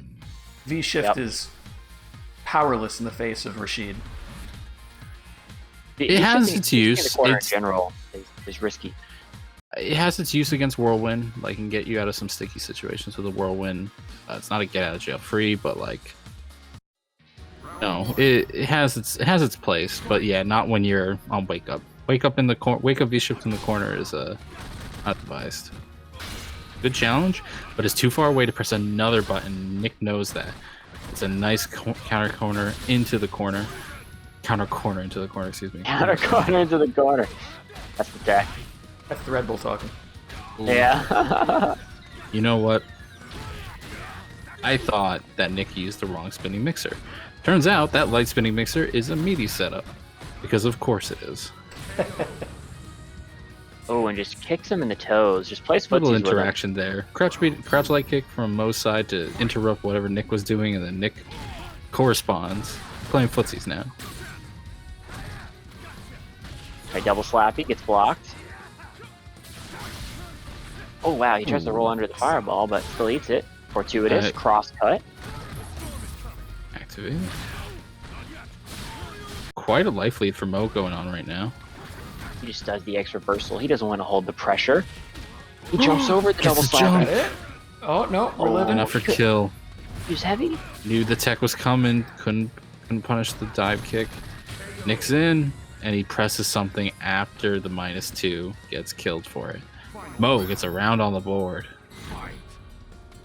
Did we change this to first to 3? Yes. Good. We're going to the corner. The That's anti-air pushes back. Oh, he whip punches the wall. Solid anti-air from Nick. Puts us closer to the corner. This should get another cross-up reset. A lot of damage. Stun. Throw will stun, but a dive kick will also do it. And I hate getting hit by that because you block the other way expecting a cross up, and then he does dive kick, and you're holding the wrong direction, and you get kicked in the face, and it's tough. That's a tough one to take. Yeah, I mean, the majority of people don't like getting kicked in the face, so. Yeah. Contrary to popular belief, getting kicked in the face, I'm gonna give it a 0 out of 10. So Nick is 2-0 up here. Trying to close it out, make his way to Grand Finals and fight Mika the Destroyer. Starts off with a crush counter, crouch and pierce. That's a good start. Got Mo in the corner. That chip damage. Ooh, he does the empty roll. Close to stun. A little bit of struggle mode right now. The delay stand medium punch. Gets the stun. Now that Mo has been conditioned to defend a lot, now is when Nick can start doing those nasty, like empty triangle jump into low, empty roll into stuff, empty dash into crouch heavy punch. Nick's just looking to get a little tap, little love tap. Anything will do. Oh, Well, no, thanks. no. Just kidding, actually. I lied. I'm sorry. That was just a tender tap, not a love tap. Yeah, That jab yeah. will do it, though. That was just a like tap. Oh, we're on. All right, set point. And the point. empty eagle spike Wow. into spinning mixer. Dirty stuff. Yep, here we go. Corner. But whiffs the throw because the initial jab counter hit. Love to see it. Usually hate to see it, but for Nick, you love to see it. We got the counter hit stand medium punch, but just goes into throw. There it is. Yeah, side switch off of that. 0. Yeah. Oh, Damn. the interaction happened. Still has a little bit of V trigger meter left. Ooh, gets The the auto autocorrect. correct. Yeah. Yeah, he Ooh, was catches the going in. backdash. Yeah, that That was flip a kick will monster. catch throw tech and backdash. Wait, I think that, what is that standing heavy kick? It's like -5 on block or something. Like, it's punishable on block at close range. And he had no V trigger to cancel it too, but Nick had no fear. Knew he was going to take the set with it. Goes 3-0 and loses finals and makes his way to grand finals. Nick looking determined to Alright. Possibly here. the last game of the season right here, unless Nick can get the reset. While we set We'll up see. this I lobby, expect. Why don't we go ahead and I have no idea what to expect from Nick. Obviously, Mika the Destroyer is going to pick Mika. I mean, Guile traditionally does pretty well in that matchup, I believe. great run from Mo45 though, finishing third here. Yeah. Really solid Ryu player. I'm very excited to see where he goes from here because I think he has a bright future and a high ceiling in this game. And I hope he sticks with it and realizes that potential because I think he had a lot of it. All right, here we go. All right. Giving everybody one last look at the Matcherino ad roll here real quick before we launch into grand finals. Link is in the chat. Please drop your donations before the season ends. All money this season going to the National Alliance to End Homelessness. Thanks to our sponsors at Matcherino.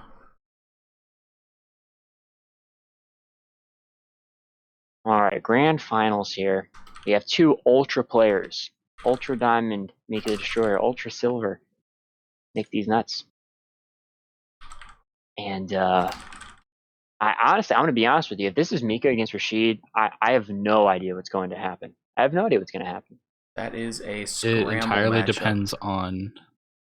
And honestly, we saw Mika the Destroyer didn't do too well when Mo was scrambling things up. Still won the set, but you could definitely see their confidence in the neutral shaken. Nick is not going to let them drop kick all day, so they're going to have to play a different way. We'll see how things play out, though.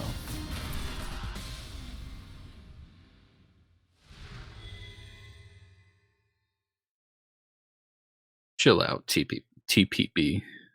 Calm Hey, yourself. TPB. Okay, so it is Rashid against Mika. I'll try to follow this match, but it's going to be crazy. Honestly, right now things are starting pretty slow. We're just getting a feel for each other. Nick finally gets a dash in into the low, but it doesn't confirm. It just goes for the fireball. It's very common at like this high of a level to have the players sort of start off slow, feel each other out.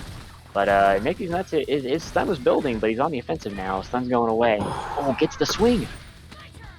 Stuff in the corner. Welcome to your living hell. Welcome to Mika time. Punish. Oh yeah, he just woke up Yeah. Mixer, huh? Interesting choice. Yeah. Not just level 1, but level 2 mixer, nonetheless. All right. I like it. I like it. Oh, Oh, he calls was out the belly greedy. flop. Didn't even do the anti-air, just waited for the belly flop. Oh, this is gonna be stun. It's a high scaling stun though, so this won't kill. Goes for the Okay. cheeky reset later on. Activate. Yeah, just backdash because you don't want to get command grabbed into the corner. Too far wow. away to punish the eagle spike, and now Nick these nuts. Just looking to get love taps. Oh, Punish, just but runs Oh, up. sorry, and friend. throws I it. appreciate- Game- he could have punished, but at the same time, critical art was there. There was a risk, so these nuts been much more solid in the second round. That That trade is just so unfortunate. Mika head bop, anti-air. Well, gets a cross up after the slide whiffs. He knew the delay tech was coming and the stand heavy Stun's kick high. beat it out. This won't be a kill from a stun. This is going to be a kill from neutral. The neutral jump gets called out by the wingless plane. Nice EX mixer. I had a feeling that Mika the Destroyer was going to go after a grab after the blocked fierce there. So I like the EX mixer call out. I mean, of course, it's always good when it hits, obviously. But yeah, I like it. I like the idea, even if it was blocked. I like the idea. And Nick takes the first game. Already working on the reset.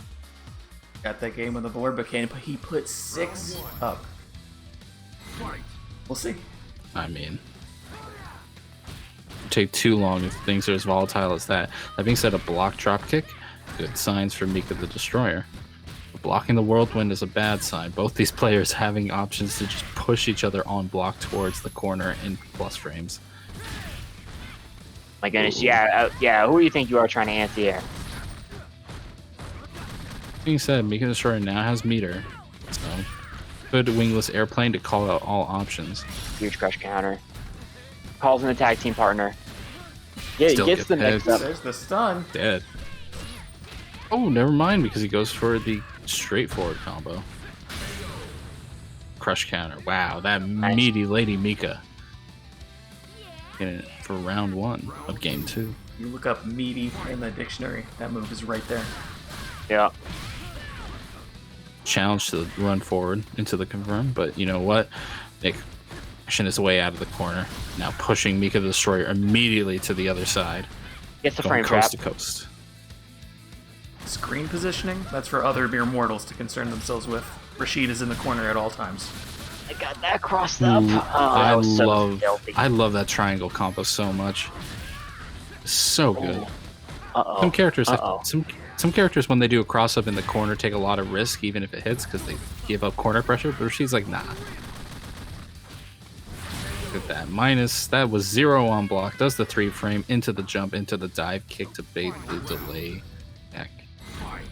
Okay, that's -2. Nice EX mixer to anti-air the neutral jump. Heavy And mixer then to call out heavy the mixer jump to out. anti-air, yeah. And one more guess. God, Nick is getting so much mileage off of the instant air dive kick. Whether it's throw bait or a delay button, Nick is sure is getting so many of those. I mean, unfortunately, it's just one of these situations that your defensive ticks getting called out, and if you don't adapt quick, those 6 games are going to go by fast. For sure. Yeah, Nick definitely has picked up on Mika the Destroyer's tendency to go for, reversal button on wake up or delay tech or something. And yeah, specifically the delay stuff. And if it's delay button, I think we're seeing mostly delay tech, but like it could even be delay button. It could even be just delay anything, and that EX spike will call it out. That's interesting. I think besides block or an anti-air. Will we see a character The Destroyer change? taking a little time. We are still in grand finals. This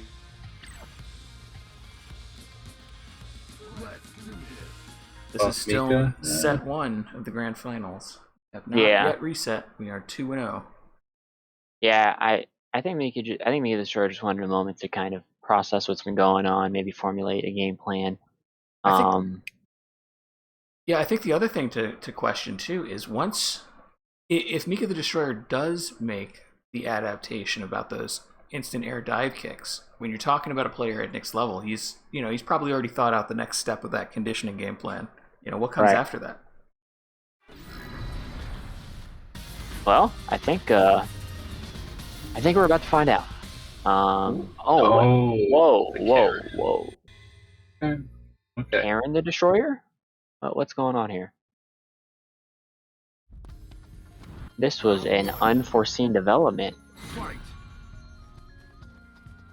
least from us. But that being said, I don't see the air defensive options getting better. In fact, they're kind of worse for this matchup.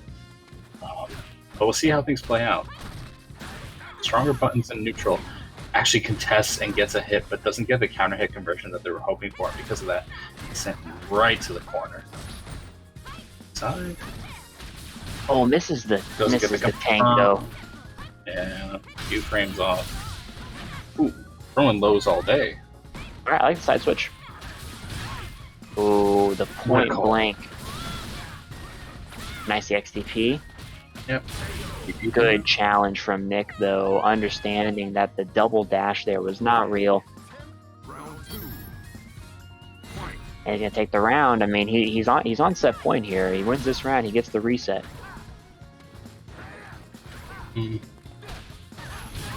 Oh, just run up, counter hits, and immediate punch.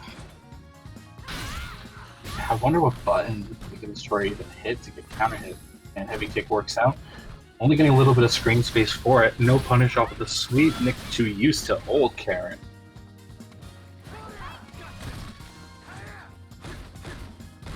Nice two, no challenge from Mika the Destroyer. Often actually resetting into backdash. A little bit of fast forward there. We have an activation in that fast forward there.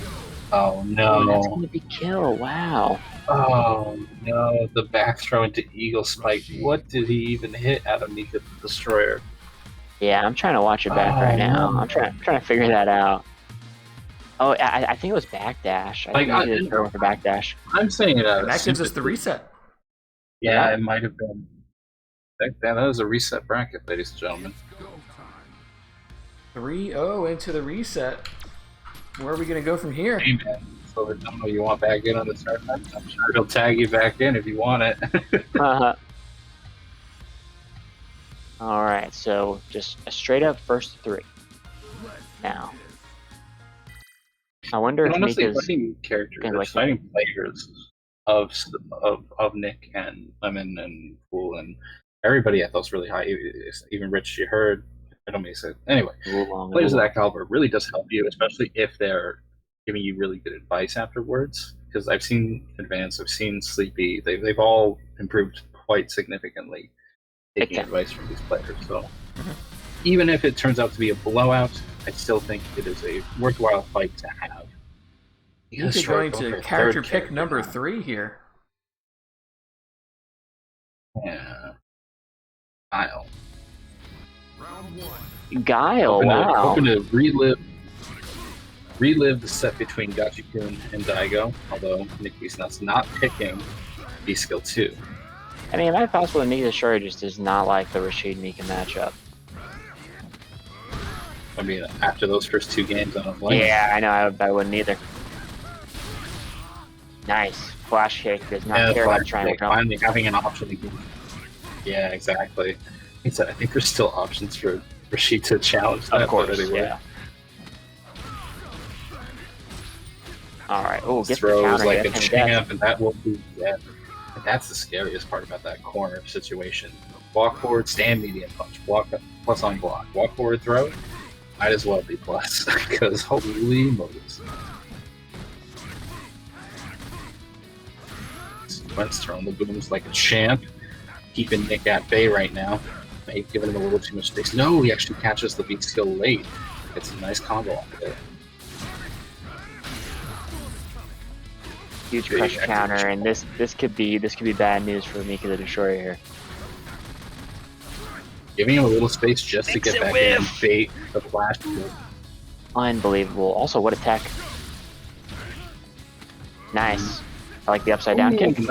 I like that delayed back jump though from Nick. He still got hit, but he would have avoided the throw, and the hit didn't do as much damage as the ground did. I have no idea. Is that like projectile invincible? What the hell was that? Yeah. Oh yeah. Yeah, that is a very well known fact about EX Spike is that it is projectile invincible. Sheesh. I mean, Rashid needs that though. Yeah, I was just saying, why is it also projectile? Like, well, needs that. And in V Trigger 2, it's a free corner escape. I mean, poor, fair, honest Rashid. Would you really begrudge him such a tool? I'm just gonna say good use of the tool from Nick. It is what I'll say. Nick is just gonna run through the whole cast here. All right, I'm taking bets on the next character. I want to eventually find out that he has. I want to see that he has a Rashid of his own. Oh man, that He's would just be actually that would hitting be- random select here. Yeah, the 11 pick. Oh, 11 pick. And it just gives him Mika again. Mika, that'd be great. I mean, Guile didn't go too poorly. At least he had an option for the triangle jumps. It was just that as soon as he showed that he had that option, he went for it again, and Nick really had an answer for it. And it's like, the rotations are too fast. With the wrong beat system, yeah, beat it would be tough. All right, what do we got now? Back to Mika. Okay, back to Mika. I like it. Mika. I like it. Back to our roots. Yeah, it's not like these go once being a whole bunch. Feature 2's a fair amount better though now. Round 1. Now, not better than that Feature 1 was. Anyway. Sticking with the 1-1s. I think these nuts going back to that neutral play that we saw earlier in the set when he destroys Mika was out. Oh, gets a little greedy with probably, I want to say, the Rainbow Typhoon. It's neutral jumps. Nice. Actually getting punished by Mika the Destroyer pretty well. We're back in mid-screen. Sun's high. The throw. But a backdash stops all that momentum. Punish all deck. I thought that jump was going to high work. speed right Zero. here. Yeah. That being said, Nick spent all those resources just to get EX grab. It's not dead. Oh. No way. He does instant air EX. Oh my, that's just what? Alright, next hit will kill for both. I mean, he could EX Peach through these wins, so that'd be terrible. Oh my gosh. By a The pixel. movement and then the delay. Oh. That was filthy.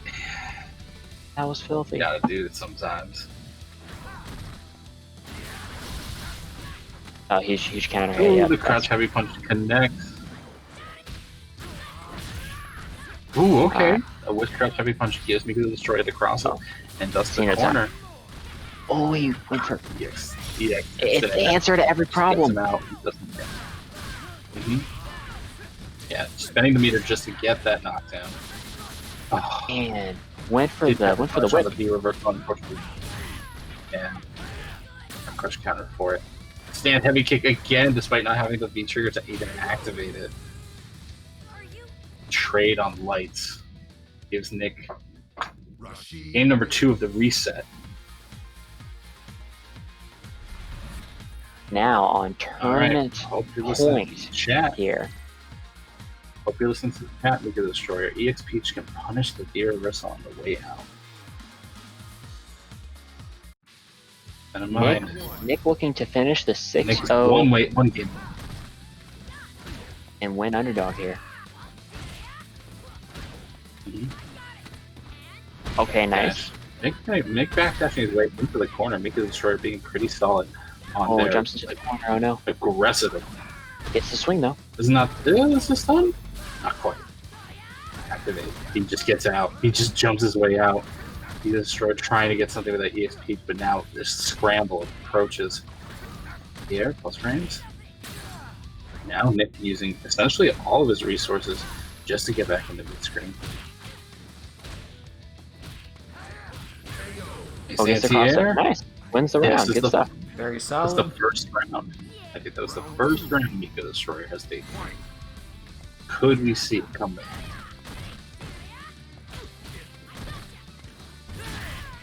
Ooh, the intro. Baits out the anti-air again. No counter hits, so doesn't combo.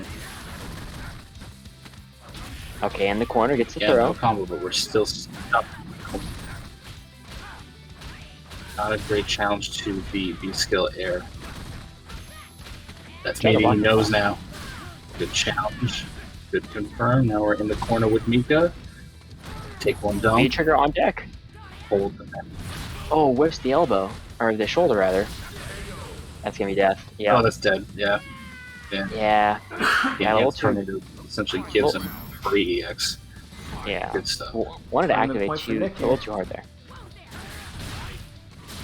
Oh no. We'll make these Agreed on nuts the command close it grab. out and win the tournament. Oh, he's looking good right now.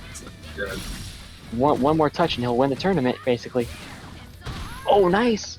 Nice. Good chase man on the Hey, wall. there it is. The wingless airplane. Oh, the EX mixer. Uh oh, this is gonna hurt. Guess for game? Oh, and the stand medium punch. Stand medium punch closes it out. Rashid wins. And just like that, Nick wraps it up.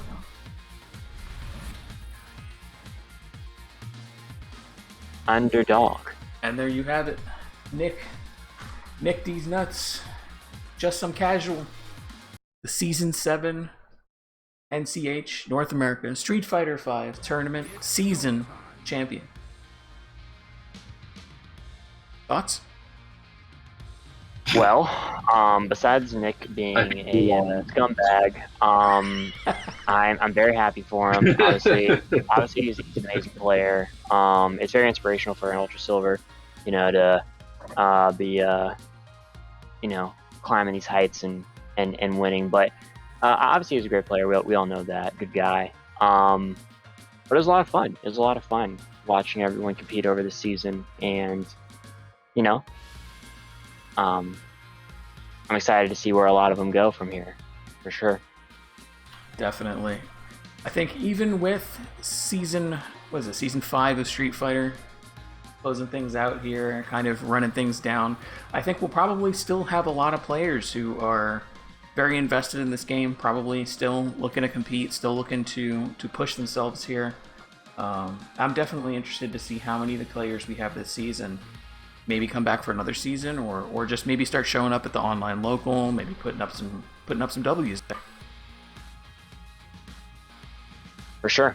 Absolutely. Yeah, a lot. It'd be great to see you all today. We have Yeah, man. I mean, hopefully we have something in the works coming up soon, where we can see a lot of these players back again, competing, grinding week in, week out. I don't know what it is, but just a tournament experience, even when it's something like low key and sort of like chill like this, or like the online local. It's stuff like that is so valuable, where anyone can get that kind of experience. And I hope they're taking every chance they get to play in those, because that'll level you up quick, for sure. Well, what's nice about the whole thing is that, at any point you could ask any of these players for games and stuff like that, but it really is a matter of opportunity in the server. It's like, oh, I happen to be available. Is anybody looking for games? Oh, I happen to play Nick, or I happen to play Lemon, I happen to play Mika the Destroyer. And it's like the tournament kind of forces everybody to meet at the same time, which is nice. So hopefully we can do more of that. If we can't, maybe we can organize something with the online local, or maybe do something around there. But for anybody that's experienced this tournament series, watched the stream, what have you been enjoying? What have you wanted to see more of? What would you like to maybe change, or even continue on, right, either in the tournament Discord? I don't know if Ray, are you going to do a survey for this tournament series, or? Yeah, I generally put out a tournament, or I usually put out a poll at the end of the season, just to kind of gauge what people liked, what people didn't like, what they want to see improved for the next season. So definitely keep an eye out for that in the new Challenger Discord if you want to weigh in. That'll be coming out soon. I did want to also go ahead and shout out our contributors here at the Matcherino. Looks like since last time we had Lizardman put up a 69-cent direct contribution along with a coupon. His comment there being funny number. Justin Rashid with the $13 wants us to buff Colleen. No. Richie Aherd with the coupon, Noah with the coupon, Jason Mozzarella Sticks with the coupon, and Silver Dono coming in with another $7 donation, says thanks for an amazing season. And thank you everyone for tuning in, showing up, competing, and just generally being awesome. Absolutely. Couldn't have said it better myself. Alright, so I think we should probably look for some amazing FGC stream to toss you guys over to now that we're wrapping things up here. Congrats again to all of our placement and show ups. We've got Nick, we've got Mika the Destroyer in second, we've got Mo third, Jimenez in 4th, Savior54, the Advanced Gamer in 5th, tied with Maintenance in 5th, and Ron Plata and Arlie in 7th. Congratulations, everyone who finished top 8 or just entered. You know, just playing, I feel like is a major W, as the kids say. And yeah, it was a lot of fun, and let's do it again sometime. Definitely. Let me go ahead and see if I can figure out who we're sending this over to. There's a lot of good streamers on right now. Danny Pham, Chris CCH, Mira, LBC, Vesper, even Daigo is streaming right now. Well, I mean, we could send it over to one of the big streamers, but I don't know if they'd even notice with how many viewers they've already got there. Let's see if we have somebody smaller to maybe give a hand up to. Oh, Adman is streaming. Adnan? No way.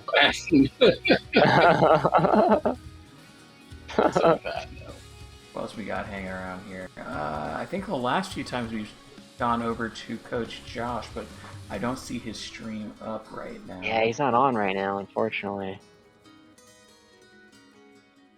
Alright, well, I'm gonna let y'all decide. This has been fun, though. I'm gonna clock out because I'm exhausted. Yeah, definitely. So get yourself some good congratulations rest. to all the players.